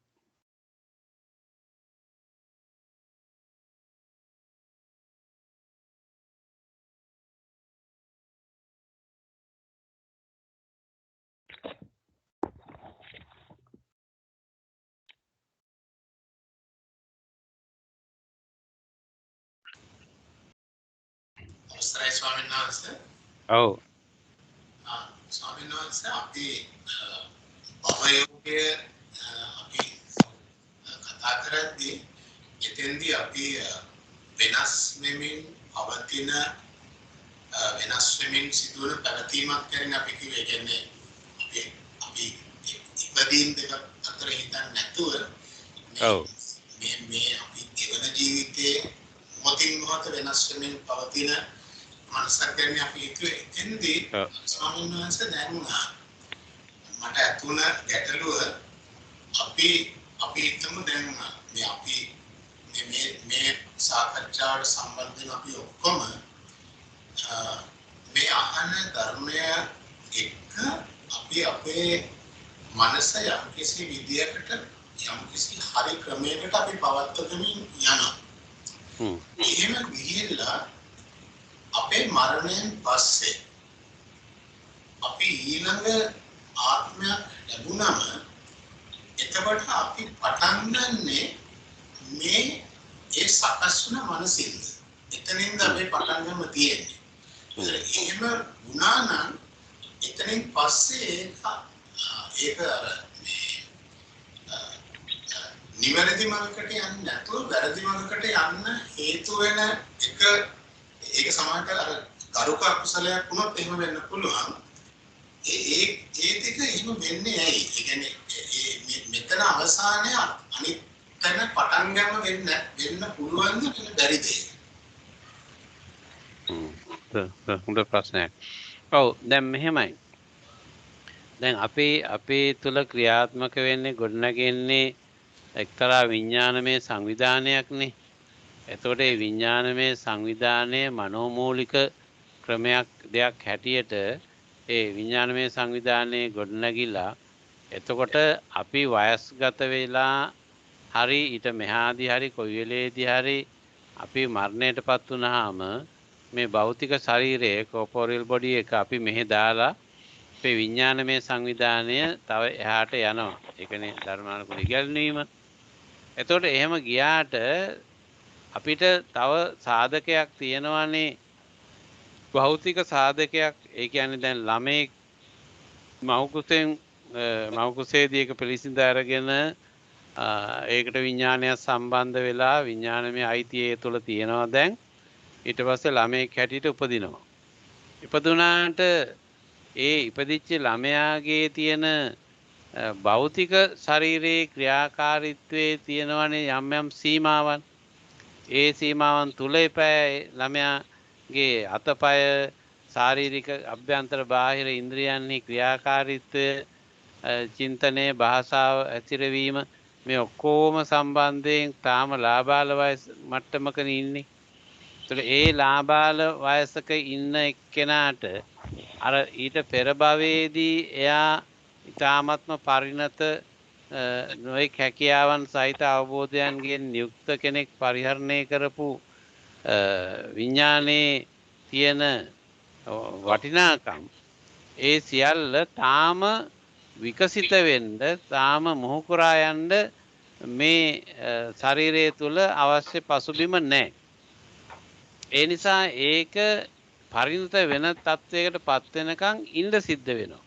අපි දැන් සරල උදාහරණයක් ගමුකෝ. අපි දැන් මේ කිසියම් ගහක ගෙඩි හැදෙනකොට අපල් ගහක් වේවා වෙන මොකක් හරි ගහක ගෙඩි හැදෙන්න ඒක පුංචි පැලයක් හැටියට තියෙනකොට ඒ පුංචි පැලේ අඩියක් දෙකක් උස්සලා තියෙනවා. මේ අඩියක් දෙකක් උස්සෙච්ච ගහට බෑනේ ගෙඩි හදන්න. ඒක තව ටික කාලයක් පරිණත වෙන්න වෙනවා. පරිණත වෙලා ඒ ගස් වර්ගයේ ගෙඩි හැදෙන්නේ මෙන්න මෙච්චර කාලයකින් මෙන්න මෙච්චර උස ගියාම මෙච්චර මේරුවාම කියලා එක්තරා බයොලොජිකල් ජීව විද්‍යාත්මක කිසියම් ආකාරයක මේ බීජ නියාමයට හසු වෙච්ච රටාවක් ඔස්සේ මේ ගහේ ගෙඩි හැදෙන්නේ මල් පිපෙන්නේ මෙන්න මේ කාලයට කියලා එකක් තියෙනවා. ඒතර අන්න ඒ වගේම තමයි දැන් විඥානමය සංවිධානයක් ගිය වතාවේ භවයකින් නැවත මව් කුසකට ආවහම ඒ මව් කුසේදී ඒ දරුවාගේ විඥානය විකසිත වෙලා ක්‍රියාත්මක වෙන්න අදාළ පරිසරයක් නැහැනේ. ඊට පස්සේ ආ ඉපදුනාට පස්සේ මාස ගණනක් යනකම් එයාට මුකුත්ම හඳුනා ගන්න අසීරු තත්ත්වයේ ඉන්නේ. ඊට පස්සේ ටික ටික එයා හඳුනා ගන්න වටහා ගන්න පටන් ගන්නවා. එතකොට මේ පටන් ගැනීමත් එක්ක එයාට ලැබෙන භෞතික මුහුකුරා යෑමත් එයාට අත්දකින්න ලැබෙන මේ විවිධ මෙවලම් උපකරණ භාෂාව වැඩිහිටියන්ගේ මඟ පෙන්වීම මේ ඔක්කොම පදනම් වෙලා තමයි එයාගේ මනසේ විඥානයේ වැඩිම සිද්ධ වෙන්නේ. හැබැයි එයාට පෙර භවයන්හිදී එයා රැස් කරගත්තා වූ සියලුම හඳුනා ගැනීම් වල එක්තරා නිකන් බ්ලූප්‍රින්ට් එකක් ඒක අස්සේ තියෙනවා. ඒකේ ෆෝමැට් එකක් තියෙනවා. ඒ ෆෝමැට් එක මෝරලා මැචුවර් වෙලා එන්න එයාගේ භෞතික ශරීරයේ ක්‍රියාවලිය ඔය බලපානවා එතෙන්දී ඒ අදාළ කාලේ එන්න. ඒ නිසා එයාට අවුරුදු 7 8 9 10 11 12 ගිහිල්ලා එයාට අවුරුදු 20 පහු වෙනකොට තමයි මේ හඳුනා ගැනීම නියමාකාරයෙන් විකසිත වීමක් බවට මැචුවර් වීමක් බවට පත් වෙන්නේ අවුරුදු 20 සම්පූර්ණ වුණාම. ඒ කියන්නේ දැන් බුද්ධ දේශනා ධර්ම විනය තුල තියෙන ඉගැන්වීම් එක්ක බැලුවාම අපිට හඳුනා ගන්න එක තමයි අවුරුදු 20 කිසියම් ආකාරයක කෙනෙකුගේ ස්වාධීන චින්තනයකට හැකියාව තියෙන කාලය කියලා බුදුරජාණන් වහන්සේ භික්ෂුවක් උපසම්පදා කිරීම සඳහා කියන දැන් උපසම්පදා කියන වචනේ තේරුම මේ ඔසවා තබනවා කියන එක. එතකොට ඔසවා තබන්න පුළුවන් තත්වයකට එන්නේ එයාට ධර්ම විනය පිළිබඳව හඳුනා ගැනීමක් සහිතව එයා ඔසවා තබන්න පුළුවන් තත්වයකට එන්නේ අවුරුදු 20 සම්පූර්ණ වුණාම. ඒ වගේම තවත් තැනක තියෙනවා සමහර කෙනෙක් අවුරුදු 20 දී එහෙම මැචුවර් වෙන්නේ නැහැ. එයාට තව අවුරුදු 5ක් විතර දෙන්න වෙනවා කියලා. ඒ නිසා දැන් සමහර භික්ෂුවක් ස්වාධීනව කටයුතු කරන්න සුදුසුකම් ලබන්නේ අවුරුදු 25 වෙනකොට. එතකොට අවුරුදු 25 සම්පූර්ණ වුණාම අපි කියනවා එතකොට අර නිස්සේ මුත්තක කියලා අපේ දහමේ සඳහන් වෙනවා විනයේ සඳහන් වෙනවා නිස්සේ මුත්තක කියලා.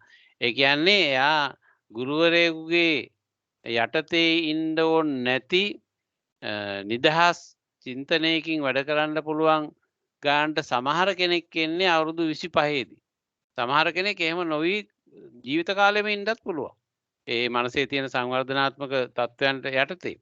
සාමාන්‍යයෙන් අවුරුදු 20 යනකොට එයා මොහුකුරා ගියේ මනසකින් යුක්ත කෙනෙක් බවට පත් වෙනවා කියලා තමයි සැලකෙන්නේ. ධර්මයේ තුල තියෙන ඉගැන්වීම් වලට අනුව. එතකොට එයා පෙර භවයේදී ලබාගත් අර විඥානයේ පරිණතභාවය එයා දැන් අවුරුදු 80ක් හිටපු කෙනෙක් කියමුකෝ. අවුරුදු 80 දී තමයි එයා මරණයටපත් උනේ කියලා. ඒතර අවුරුදු 80 වෙනකොට තිබිච්ච මානසික මට්ටම හඳුනා ගැනීම නැවත මැචුවර් වෙන්න නම් මේ ජීවිතේදී අවුරුදු 20වත් වෙන්නට ඕන. එතෙන්දි තමයි අර මොහුකුරා ගියාම සිද්ධ වෙන්නේ. හරියට අර ගහක ඒ ගහේ ගෙඩි හැදෙන්නේ අවුරුදු 6ක් ගියාට පස්සේ නම් අපි මොන උත්සාහයෙන් දරුවත් අර 6 යනකම් එයාට ගෙඩි හදන්න බෑ එයාට. එයාට මේ ගෙඩි හැදෙන්න කාලේ අවුරුදු 6කින් පස්සේ තමයි ගෙඩි හැදෙන්නේ ඒකේ. මල් පිපෙන්නේ ගෙඩි හැදෙන්නේ. ඒතර අන්න ඒ වගේ අර බයොලොජිකල් මේ ක්ලොක් එකක් ක්‍රියාත්මක වෙනවනේ ඒ භෞතික වස්තුන් තුල. එතෙන්දී අර විඥානය කියන එකෙත් මේ ඇක්ටිවේට් වීම අර සුදුසු කාලෙදී. හැබැයි ඔක ඔයිට වඩා व्यतिरेක තියෙන අවස්ථාවක් තියෙනවා. දැන් පුංචි ළමයි මහා ගැඹුරු ගණන් හදන්න පුළුවන් වෙච්ච අවස්ථා. පුංචි ළමයි හරි ගැඹුරු ධර්ම කරුණු කියන අවස්ථා මේ ලංකාවේ වෙච්ච මේ සිදුවීම් රාශියක් තුලිනුත් අපිට අහන්න දකින්න තියෙනවා. ඊටාම කුඩා වයසේදී විවිධ දේවල් කරන්න පුළුවන් භාෂා මේ සංස්කෘත සිංහල සංස්කෘත පාලි වගේ භාෂා කතා කරන හැටි ගණන් හදන හැටි විවිධ දේවල් වලට දක්ෂ වෙන හැටි පිළිබඳව තියෙනවා. එහෙම විතරේකක් තියෙන්න පුළුවන්. සමහර මේකට කුඩා කාලෙදිම එහෙම වෙන්නත් පුළුවන්. එතකොට ඒකට දාන කාල සීමාව අවුරුදු 7 කියලා තමයි සාමාන්‍ය සැලකෙන්නේ. සමහර එබඳු සුබග මේ ළමයි ඒ විදිහේ ජීනියස් මොන හරි හැකියාවන් තියන අය අවුරුදු 7 වෙනකොට ඒක මැචුවර් වෙනවා කියලා තමයි සැලකන්නේ. එසේ නොවන කෙනෙකුට අවුරුදු 20 දී සමහර කෙනෙකුට එහෙම නොවෙන්නත් පුළුවන්. ඒතර ඒ විදිහට තමයි වෙන්නේ. කොහොම හරි අර විඥානමය අතීත විඥානමය සම්බන්ධතාවයේ මෙතන ලින්ක් එක තියෙනවා. ලින්ක් එක තිබුණාට ඇක්ටිවේට් වෙන්නේ අදාළ වයසේදී. පෙරවන් සරණයි. එතකොට ස්වාමීන් වහන්සේ ඒ කියන්නේ අවුරුදු 20 25 වගේ තියෙන කාලය කියන එක ඒ කියන්නේ ඒ කාලය තුල වැරදි දෙයක් වුණොත් ඒතර ඇත්තටම ලොකු කරදරයකට ඒ ආත්මෙපත් වෙනවා. ඔව්. ඔව් ඒ කියන්නේ අර මේ ආශ්‍රය ගැන අච්චර මේ බුදුහාඳුරෝ විශේෂයෙන් හැඳින්වුවේ අසේවනාච බාලානම් පණ්ඩිතානංච සේවනා කියන එක මංගල සූත්‍රයේ පළමුවෙනි කාරණේනේ. මේ මංගල සූත්‍රය කියන්නේ හරිම මේ ක්‍රමවත් සංවිධානාත්මකව කරුණු 38ක් සංග්‍රහ කරපු සූත්‍රයක්. ඒක හරිම වැදගත් විදිහේ මේ ගැළපීමක් එතන තියෙන්නේ. මේ නිවැරදිභාවයේ හොඳකමේ යහපතේ ගමන සංවිධානය වන ගමනක ආරම්භක මුල්ගල් මේ පදනම හැටියට පාදම හැටියට ෆවුන්ඩේෂන් එක හැටියට මුලින්ම කතා කළේ අසේවනාච බාලානම් පණ්ඩිතානංච සේවනා. නොගැලපෙන අයගේ ඇසුරෙන් මිදීමත් ගැලපෙන කල්යාණ මිත්‍රයන්ගේ හොඳ අයගේ ඇසුරට පත්වීමත් කියන එක මූලික සුසුකමක් හැටියට. අන්න එතකොට ඔබතුමා කියපු කාරණය හරි. මොකද්ද අර එයාගේ අතීත මේ විඥානමය පරිණතභාවය කොහොමද වුණත් එයාට ලැබුණේ පාප මිත්‍රයෙක් නම් ඉතින් එතෙන්දී අවුලක් ගොඩනගෙන්න පුළුවන්. මොකද එයාට අර පාප මිත්‍රයව තේරුම් ගන්න එයාගෙන් ගැලවෙන්න අවශ්‍ය පරිණතකම තාම ඇවිල්ලා නැත්නම් එහෙම එයා ඒකට අහු වෙනවනේ. ඒතර ඒ නිසායි අර ඒ තරමට අර පාප මිත්‍රයන්ගෙන් මිදීම කියන එක ධර්ම සාහිත්‍ය තුළ හරීම විශේෂ කරලා දක්වලා තියෙනවා. ඒ නිසා ඇසුරු කරන්න කෙනෙක් නැත්තම් නිහඬව ඉන්න හුදකලාව ඉන්න කියලානේ කියලා තියෙන්නේ. මොකද එයාගේ අර විඥානයේ තියෙන විකසිත භාවයට මැචුරිටි එකට බාධා ඇති කරන්න පුළුවන්. ඒක අවුල් සහගත ඇති කරන්නත් පුළුවන්. ඒතර ඒ නිසා ඒක හරි මේ වැදගත් සාධකයක් වෙනවා. ඒ කියප එක හරි. එතකොට එයාට ඇසුරු කරන්න ලැබෙන්නේ කවුද කියන එක ප්‍රබල සාධකයක් වෙනවා. හරි. එහෙමයි ස්වාමීන් වහන්සේ. ගයි.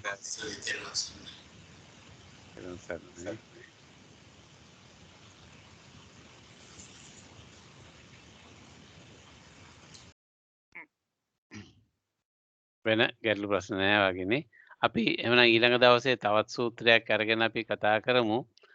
ඊළඟ දවසේ මම තෝරාගත්තේ කෝසම්බි සූත්‍රය කියන සූත්‍රය. සංයුත්ත නිකායේ කෝසම්බි සූත්‍රය. මේ එතකොට අපි එදාට ඒ ගැන කතා කරමු විස්තරාත්මකව. අද දවසේ